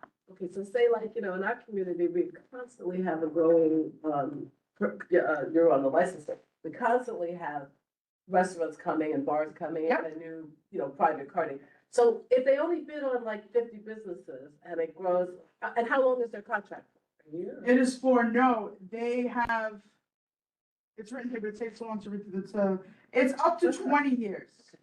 And they're allowed to extend. So suppose they bid, so they bid based on 50 businesses. I hear you. And now, No, they have 100. right now they have 100 businesses. How does that work? They better be able to handle 100 businesses. But, see, And you have three options. So that new business can choose one of those three. If they think Action is the better option because they can handle more, then they'll go with that. But those other carters, they have to be ready to serve everybody. Well, So then I think I have it wrong. I think I didn't understand. So see how we tried to get people to get one carter, like in a block or in a 2-block radius? Oh, right, well. So no, so we could have all three of those businesses On one block. on one block. But you would only have 3 as opposed to 15. Right, but even 3's a lot if they're gonna come. It's a in. lot, yes. If they still want to do that, if a whole block, there's 3 restaurants and they would like to all work together, I would love that as well. I think that is just a great idea. The jewelry store can add in with another, Right. can add in with someone else. They can put their garbage with one of them, 100%. They can work that out amongst themselves. I cannot force them to. Right. But again, your suggestions are fantastic. Keep doing that. Any vendor that comes in here, keep telling them that. Yeah, The expert neighbor. Be the same for each 3 carriers? Yes, it has to be, because it has to be competitive, yes. So all 3 of them would be like, $7,000 a month or whatever. I mean, I don't. Yeah, depending on your needs, right? We have a calculator that we've got on our website. Yeah. A restaurant is way different than TJ Maxx, and a small restaurant at that, so, and then a chain versus a mom and pop. Right, but TJ Maxx would pay the same whether they pick A, B, or C carter. They would, yes, yes. All right, so by May 31st, everybody should have signed has to sign that new contract. And from April 1st to May 31st, we have staff, not volunteer, sorry, temp staff going door to door to every single business and doing a phone call or doing, and also an in-person chat with them. And that's worked very well. We did that right now in Brooklyn South and Queens East. Our rate was like 80% of businesses signed in Brooklyn South before the end of the term was up. So business is kind of like this then.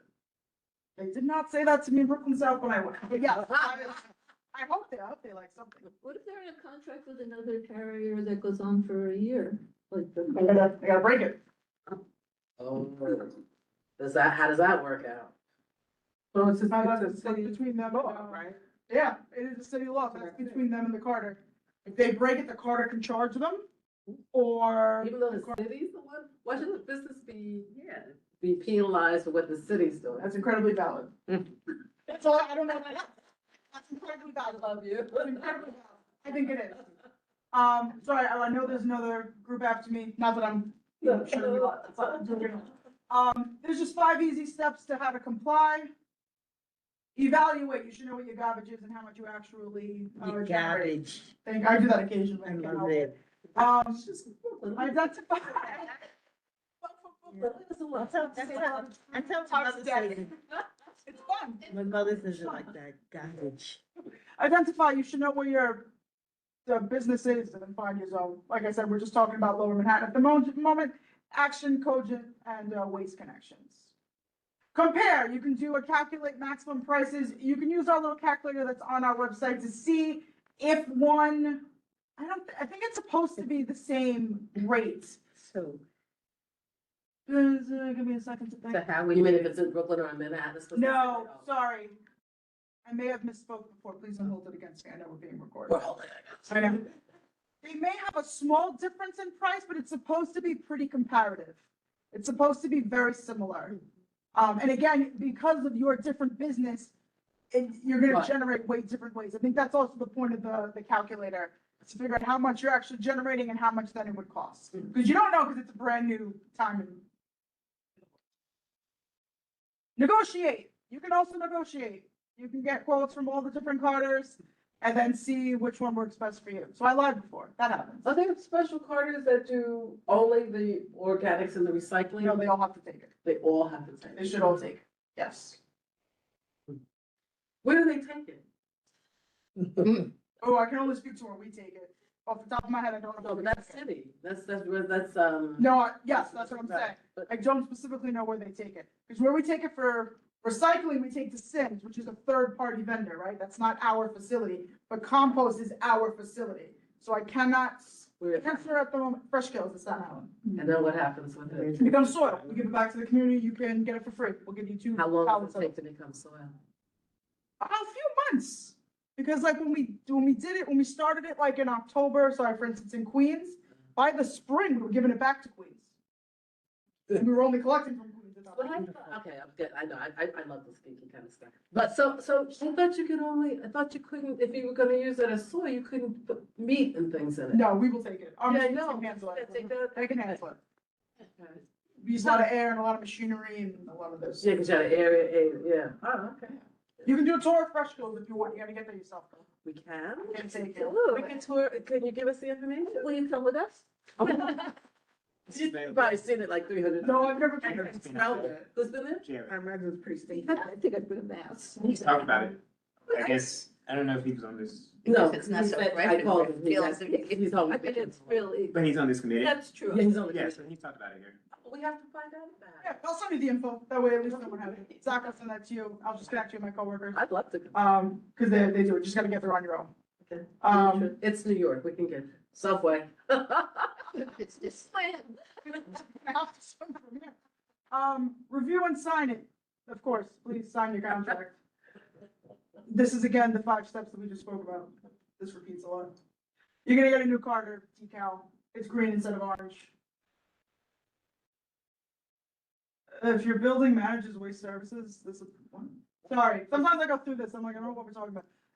You're only gonna have 3 Carters now in your zone that are gonna operate. Every single business needs to follow this, whether they like it or not. They're gonna have to sign a new contract if they don't already have a contract with one of those 3 Carters. That's the nuts and bolts of it. That's the most important thing. What their new pricing is, if that changes, you may get some complaints about that, but they could also go to the Business Integrity Commission, or they can come to us. Everything else is, there's some exceptions, of course, if it is a city-owned building like this one, or if it is a nonprofit or a house of worship. If we already pick up the garbage, then you don't have to do this. Some people were on our list already by accident, so we just fixed that. If you get that from anyone, do let me know. If there's Trinity Church that gets it or something like that, just send it to me and I'll send it to the BCW team and we'll just figure out what the issue is. Sometimes the lists just don't jive. We all, as we see, we all make mistakes. Yeah, they put it in a bin, everyone knows that, right? Put all your organics in a bin, put all your trash in bin. Recycling can still go out in a clear plastic bag. So if you see a business or a resident doing that, they're okay, they're not bad. It's just organics and trash that matters the most. We have businesses, resources, we have resources for them, again, all on our website, but if you get any businesses that complain to you, please let me know and I'll make sure they get the proper info. Materials for businesses. That's it. Questions, concerns, comments? Love. Love it, love it, love it. Zone what? 1? We're zone 4. You are phase 4, yeah, phase 4. I already No, asked phase if we were one was what? 4. We're zone 4. But No, we're- you're phase 4, So- zone Lower Manhattan. Oh, so our zone is zone Manhattan. Yeah, She said zone. you are no way, shape or form. So phase 4, but zone Lower Manhattan. Yes. Okay. Okay. When you look on the. Did I ask you if we were zone, if we were I number know. one? Like, are we number 1? I was like, no, you're not number 1. Sorry, you're M1. That's how I have you listed here. M1. Um, Anybody on the line have any questions? No? This Thank is you. still like in the wee hours of the morning. So I think it would be. I haven't heard that part changing, but do let us know if when this starts for you all, starting like June 1st, when they're out there enrolling, just let me know if it's horrible, if they're doing something crazy, because they have to be held accountable to that still. Okay. And we can still yell at them, most importantly. But basically, it's the same. I mean, in terms of pickup, it's the same. Yeah, I don't think their hours are changing. I wasn't told that. There just should be a lot less trucks on the road. Right. Yes, way less trucks on the road is the main, it should only be 3 the most, which is Hopefully. a huge decrease, yeah. And like I said, you might suggest to other Hopefully one. community zones, but we have I already. will do that, yeah. Yeah. I will, because Because when we I do ask all new businesses to please try to work so you limit, yeah. Years ago, weren't there problems with those private corridors, safety problems? Yeah. Yes. I can't speak to the 80s. Yeah. Oh, no, She wasn't born. no, it was more recent. Oh, no, don't tell me that. Any other questions? So, yeah, what are we responsible for? Oh, no, I guess not much. New resident. Not responsible for much. Our job is to kind of make sure we tell all the community boards, because you're gonna probably see complaints. Zach here is gonna receive complaints. If you hear anything from your local places, You know where to send them? yes, you can always send them to me, and I just wanna make sure you have that information in Okay. case they're acting like they never heard of it. Or when you get the liquor light, or any new. Yeah, that's what we do. When we Yeah. get liquor license, we encourage them to try to hook up with That's another easy, party. Francis. Perfect. Yeah, just keep that up and just, that way you're vigilant. Yeah. You see what's going on out there. Did I say? And so they're responsible, the private carding services are responsible for all the rules, because you said, in terms of separating and. The business would have to separate their material. And then, Take it, they have, wherever they take it, they got. yes, that I don't know off the top of my head, that's a solid question though. But it's nothing new, that they have to do anyway now. That they have to separate? Yeah. Yeah, that's not new. Yeah. That's, but where they take it, I apologize. I don't know where they would take their compost, that's the biggest one. Cause everywhere else, not the landfills, but like the other the recycling are vendors to us anyway. So they could totally take it there. I don't have a contract with them, you know, I don't know. And how many times do you guys pick up wherever you are assigned to? Like regular garbage? Yeah. You're in Manhattan, you get 3 days a week service? I only get 2. So we're gonna be on the road 3 days a week on one block. If there's also businesses, then they're coming almost every night. And then, is it just, it's for all the garbage? Because I see different piles. I see paper on one day, like Yep. today, The Carter the should take it all. cans or stuff. Yep, Carter should take all that material from the business, because we're not gonna take any of it. You're talking about business or you're talking about residential? This is, yeah, residential, where I live. Yeah, but nothing changes residentially. No, I just want to be clear in terms of, so it's, you come 3 times, Yes, so you pick up 3 different types of garbage. once a week is gonna be recycling and compost, those other twice a week is gonna be trash only. You get trash 3 times a week, recycling, compost once a week. Yeah, because everybody has it, like my Thursday is everything, but the other 2 times are just garbage. Just trash. Right. So, Tammy, so, what was the other question I was gonna ask you? Oh, you went out to make rain. The sticker, is that publicly facing? Yes, it has to be. You get a ticket for that if you don't. Does it say the Carter on it? It should, yes. So Francis, when you tell the new liquor licenses and the new restaurants that open, you can tell them to look for the sticker of their neighbors' businesses and look what Carter they have on that sticker. They can see it right in the window of the business. Yes, everyone's supposed to do that now. So it's just a different color now. So we know who's part of the new zone and who didn't get to it yet. We can actually put that in our specs. Please take a look at your neighbor's things and Yeah. tell us who Well, they yeah, are. Well, we do we'll something add that already, on. Marissa's telling us that we do something that other community boards don't do. Because we always ask our new, businesses to please use the same carding services Right. as their Yeah, neighbors. now it's a step easier with a Yeah. sticker. Yeah. Okay, anything else? Really cool. All right, also, if you have anything else, as always, Zach can get in touch with me, or then Zach, you can give everybody my info, does not matter to me. And thank you again for having me Thank you. tonight. I really, of course, no problem. This is a big This process. is You the guys kind, got- this is also the kind of information we like. Thank you. It's not a salsa. No, I'm joking. Have a beautiful night. Thank you. Since I came in late, I'm just gonna confirm you went over all of the residential, residential sanitation. But that doesn't concerns. change. No, that's not changing. Are there, I don't wanna be rude, are there actually 1 to 9 unit buildings in M1? Are there what? 1 to 9 unit buildings? Not many of them, they're very few. Okay, they're the only ones that have a change coming June first, they must use our bin that you buy at Home Depot. But I don't think that applies to too many people here. No, I don't it must have more than. They got There's some- one place, few, but not We a have lot. limited buildings like that in the historic districts, Okay. that's where they mostly sit, Okay, and Chinatown, and okay, gotcha. Okay, around the fringes, so Tribeca, Seaport, some tiny little civic center, Chinatown areas. thank you very much. Marissa, thank you. No, thank you so much, have a beautiful night, everybody. Yeah, thanks for Bye. waiting. So now I'm turning over the, right? For the community health needs assessment survey results. Hi. How are you? Good, Well, thanks, how are you? So introduce yourself if you want to sit. My name is Sean Van Dyke. I'm the manager of community engagement with the community affairs team at New York Presbyterian. In December, we submitted our community health needs assessment and community service plan.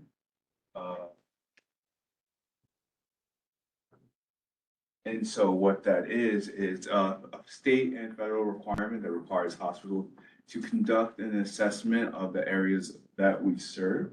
And the goal of that is to get an updated understanding of the health status of our service areas. And so again, this is done every 3 years. Our last one was done in 2022. So 2025 was the start of a new year, and then we submitted. It is a year-long process. We actually started in November of 2024 because it does take that long. And so I just wanted to share the findings from that.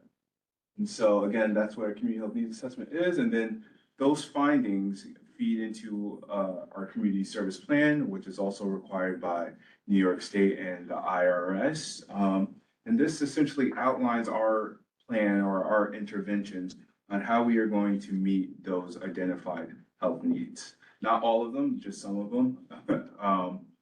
I'll just say that as a, just a preface, it is only required that we target at least 3 priorities. And so we actually ended up doing 12, but 3 is the minimum. And again, that's not our full portfolio of work. You mean 3 that you have to Right. explain to the IRS? 3, exactly. Is this for the downtown area? So I'll get to that, but, so, and then just our data collection, why it took a year long, we looked at our patient records, and so this is the data that I'm presenting right now is enterprise-wide. So the 10 hospital systems, so we looked at our discharge data. Yep. I'm sorry, Lower Manhattan, what's the catchment area? So for our For your- Lower Manhattan catchment area, so it's Lower Manhattan, Chinatown, and Like up to Lower Canal. Side, yes. So when you say Below 14. everybody, you're talking about the other. So I'm talking about, what I'm talking about, everybody right now is just our data collection process. I'm just gonna give you some background information, and then next slide, I'll zero in on our priority neighborhood. Oh, Okay. Yeah. So enterprise-wide, we looked at all of our discharge records. So that over the last 3 years, that was some 8 million records or a lot more.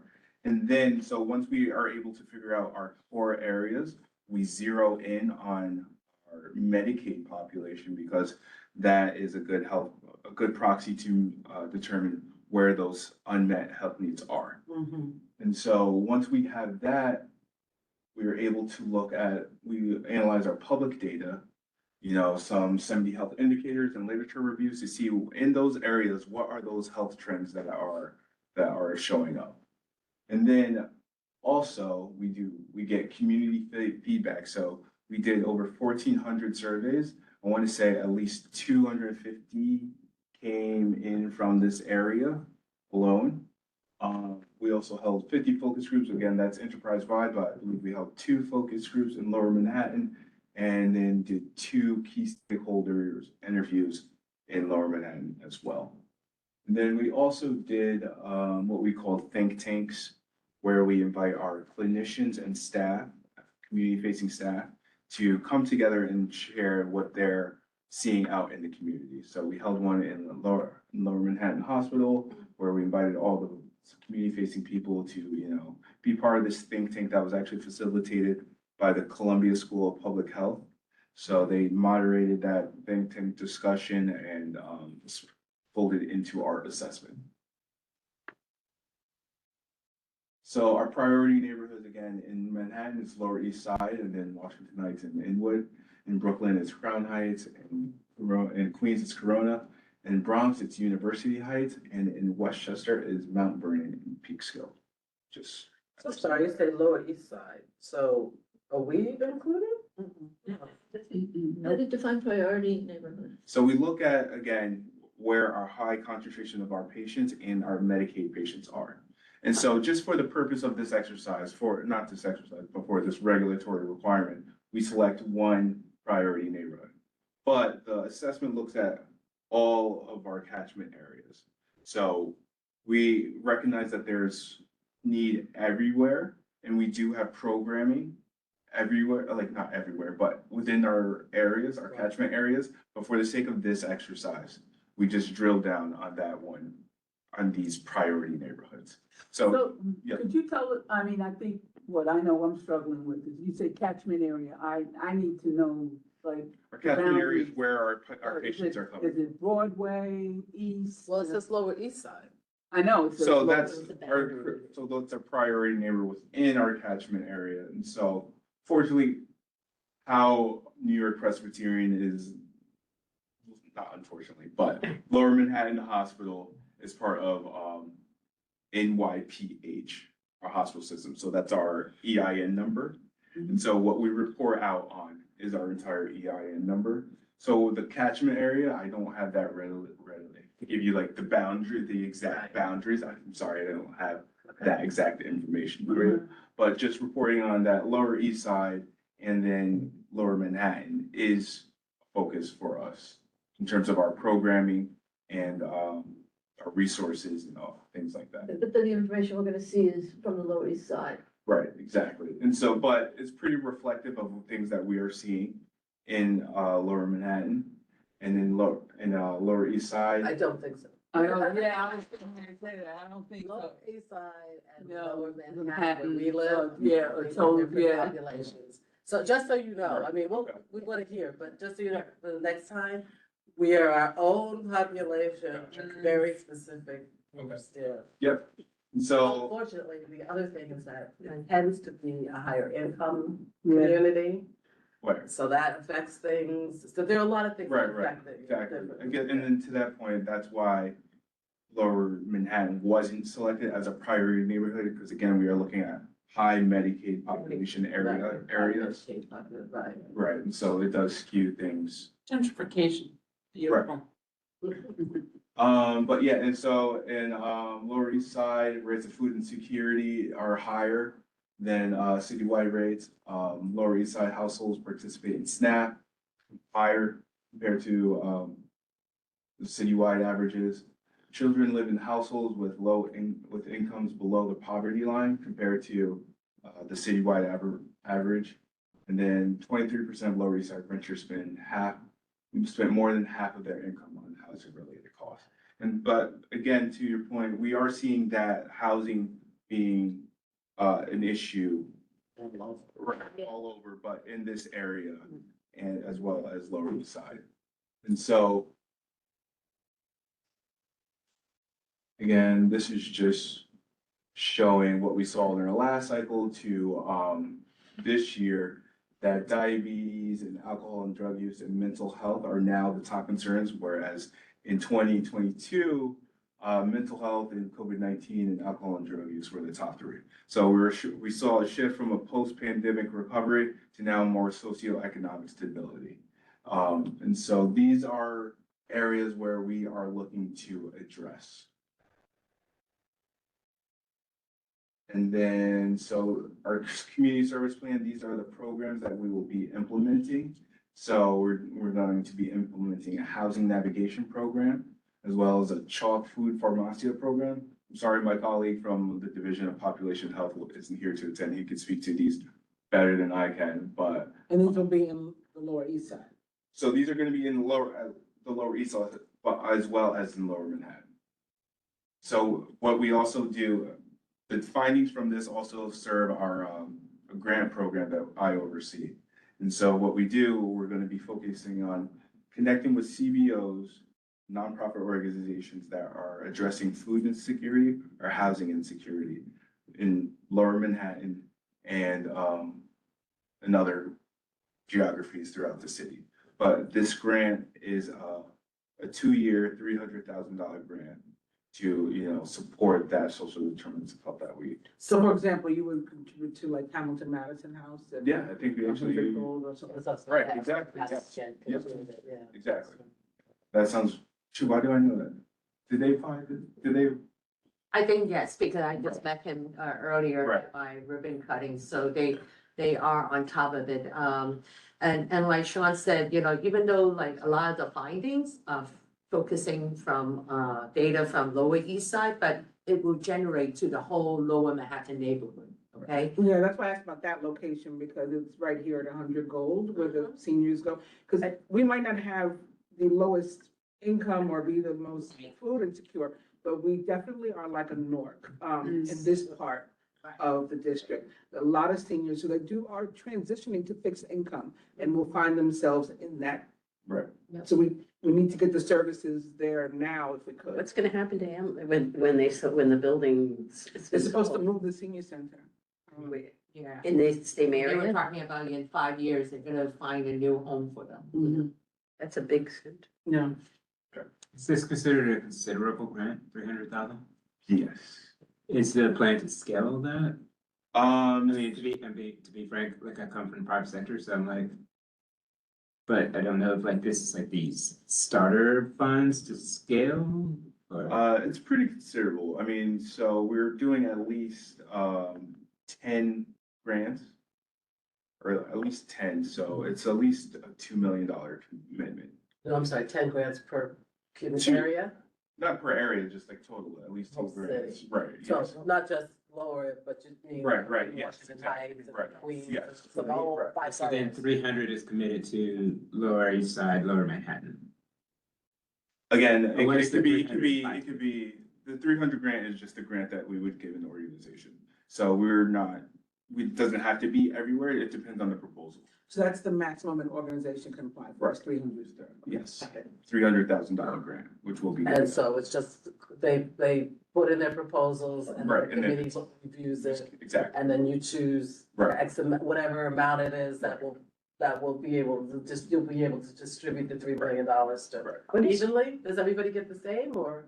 I mean, you can apply for less if you want less, but it goes up to 300. What's Chalk's Food Pharmacy? So that's the name of a program that we have, again, with the community division, community and population health. I'm sorry, I can't speak too expertly about that, but it addresses food insecurity. Yeah. So their total grant is 2 million for how long? Or what's your timeline in like doling out those funds? 2 years. 2 years. Yeah. 2 years. Okay. It really is kind of health prevention, Yes, exactly. as opposed to vaccines or mammogram trucks or things like that. Right. And so this, actually, if you scan here, these has a full portfolio of work, where you can read up more on like the CHALK program and our other work that we're doing up at New York Presbyterian. And that's it. That's it. Any more questions? Desi, you taking a photograph of that? Yeah. You can come up closer and scan it? I'm QRing. Just scanning the QR code. Yeah. Thank you. Thank you. Thank you for waiting. Chu, by the way, from Community Affairs. Many of you have known me, you know, we've been sitting together at our CAT meeting. So I really want to invite the CAT member to come, CB1, to come to our next meeting because the person from the division. I have it on my calendar, April 1st. April 1st, yes, 2 o'clock in person. Yeah, so. And I was there today, to the Yeah. Brooklyn County, the maternity ward. No problem, but, the person from Division of Community Health is gonna be there, so he will be able to answer more questions about the community service fund, and other things that we can work together, with the local CBOs, and, as Sean said, once we have the RFP, we will inform everybody, and everybody can submit their proposal, and we have 10 or more waiting for anyone, that we saw that will be best fit. Thank you. No, thank you. Nice size question. Because you guys help a lot to do the survey, and do the focus group, that's how we collect a lot of good data, to really understand what's happened, like prior to the 3 years, before pandemic, what's continuing happening, and we notice mental health is really a contingency. And I would think also seniors aging. Absolutely, yeah. Medical issues. that- Yes, we have a very geriatric population. I've been working in the hospital for 25 years, and I grew up together with you all. Yeah, exactly. Yeah. What's the target date for the first grants going out? May 15th. Oh, that's soon. When is the deadline? The deadline to apply will be, so it's I think it's April, maybe. April's the smaller. Oh, okay, yeah. Yes. And who's able to apply for the grant? I can send out more details, because we are still, It might be something. Yes. So I can send one of out your the details for that. organizations might be. Yeah. Yes. One of the doula organizations or something? Oh, that would be nice. Yeah. Yeah, sure. Great, thank you so much. Thank All right, you. thank you for Thank you. having us. Thank you for staying. Can I get that? Is Kimberly on the meeting? Kimberly? Yeah. So the last item is about her. Like, this is gonna go on our full board, right, with the QR code, What is going on for? in part of the report for the committee, so we can share this. We can, so we need to have this slide. We can. Yeah, I think you should pick the slides that, we can share publicly from the full board meeting too. Okay. Sounds good. Yeah. All right. Good night. Thank you. Good to see you. Zach, can you see if Kimberly Flynn is on the meeting? Kimberly, yes. Kimberly. Okay, can you? No, unmute her? that's Kimberly. Oh, is it? Kimberly Uwe? Oh, yes, Kimberly. No, No, Kimberly Flynn. CMS Health? Oh, No, it's not Kimberly Flynn. Can she raise her hand so that we can move her You over? wanna ask? Somebody here. Kimberly? Oh, there's somebody there. All right, so she's not there. Okay, well, the last item is related to 9/11 environmental action, I'm sorry. which is. We have the last two items, or? The last item got canceled. Yeah. Number 5 was canceled? Number 5 was canceled, yes. Okay. Yeah, number 4 is our last one. It is, so the federal government has changed the way that it allows for these nonprofit organizations to apply for money.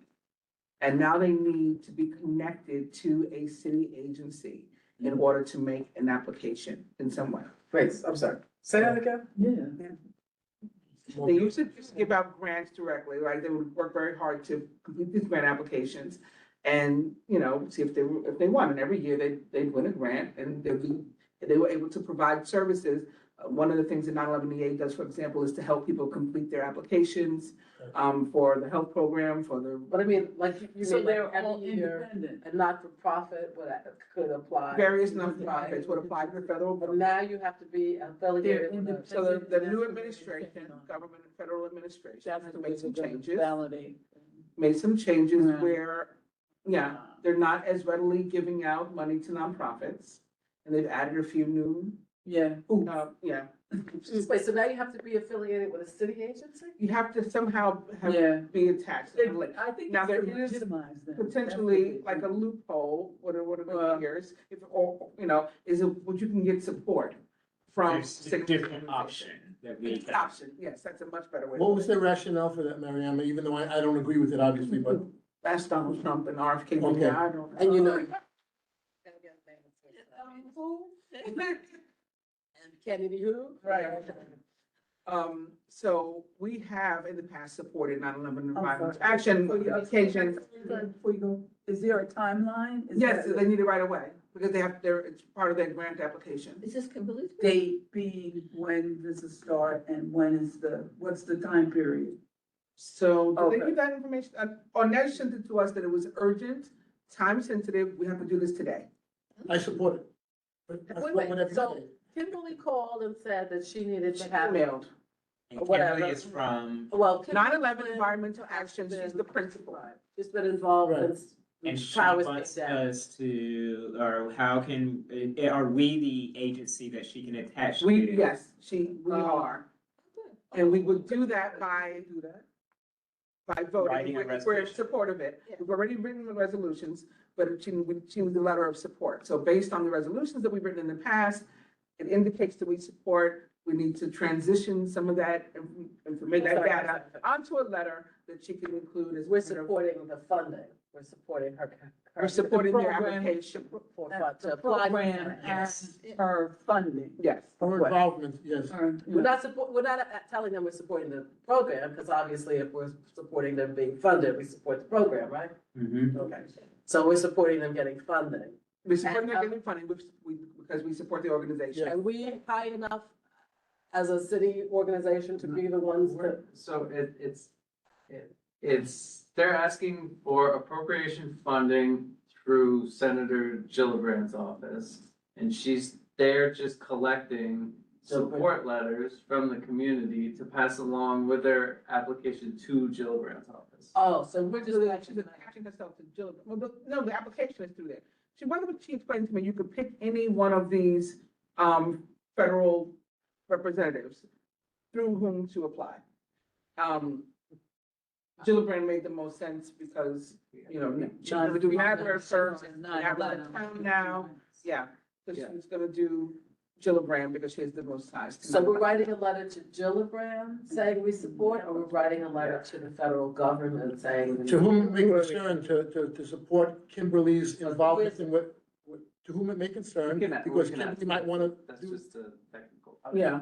She might wanna present that to a few different agencies, but we're supporting Kimberly's actions, however she decides to move forward. And I think I'm good with that. It's 9/11 environmental. Well, let's just take us, because if we're gonna write a reso. Not writing a resume, Writing a letter. writing a letter of support. Is Tammy writing the letter, or? It has to come from the chair because nobody else can write one. Okay, so Tammy is So- writing the letter. But it has to come from a resolution that you So we pass. have to write a reso. But staff attached the previous resolution that we already supported. Right. So we're transitioning just directly to a letter now, if that's allowable. But do we have to vote on it, or? Yes. Yes, it's not about voting on the letter, it's that you have a resolution from 2023 supporting this.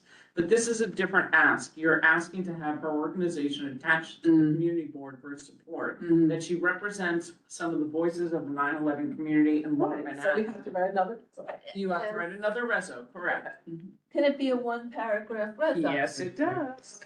She wants a letter, she doesn't want a resume. No, But we This have to. reso would allow for us to Letter do- and a res. She has to write the letter. Reso. I can write, we can do a lot of letters on the board, but it has to be. Why don't we based just on- vote, because I think we all kind of agree So that. we have a 2023 resolution, this is a different ask, she needs a letter supporting this. Right. So the first one and this one enable us to say that we have worked with her for many, many Right. years and decades, and we support this ask, and we are happy to be associated with Very it. simple. Okay. All right, so let's dictate a one paragraph now and we can all vote on it. Yes, so we don't have to write this, You got but something? knowing what we're, Let's just gonna. we're gonna write a reso, that's one paragraph that we, as the Quality of Life Committee, support. Everything Tammy just said. Yeah. Not about environmental action fund, right?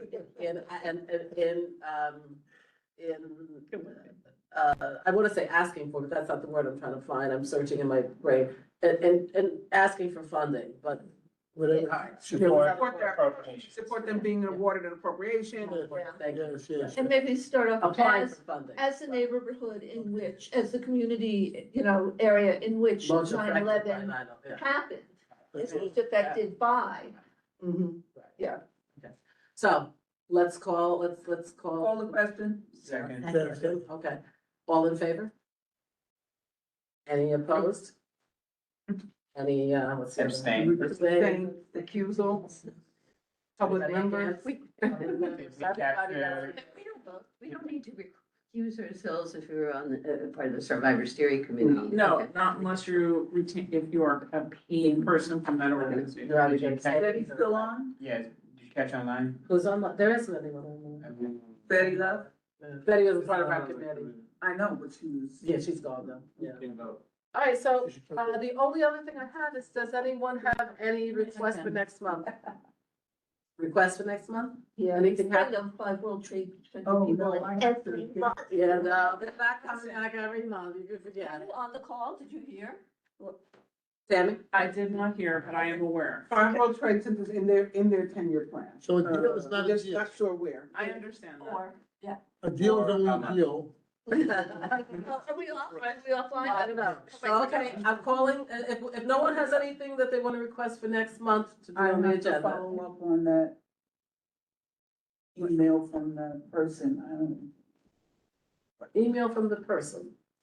Okay, that's vague. I'm writing here, follow up on the person. You What, know. what we just did? Yeah, and we're gonna close the meeting. I do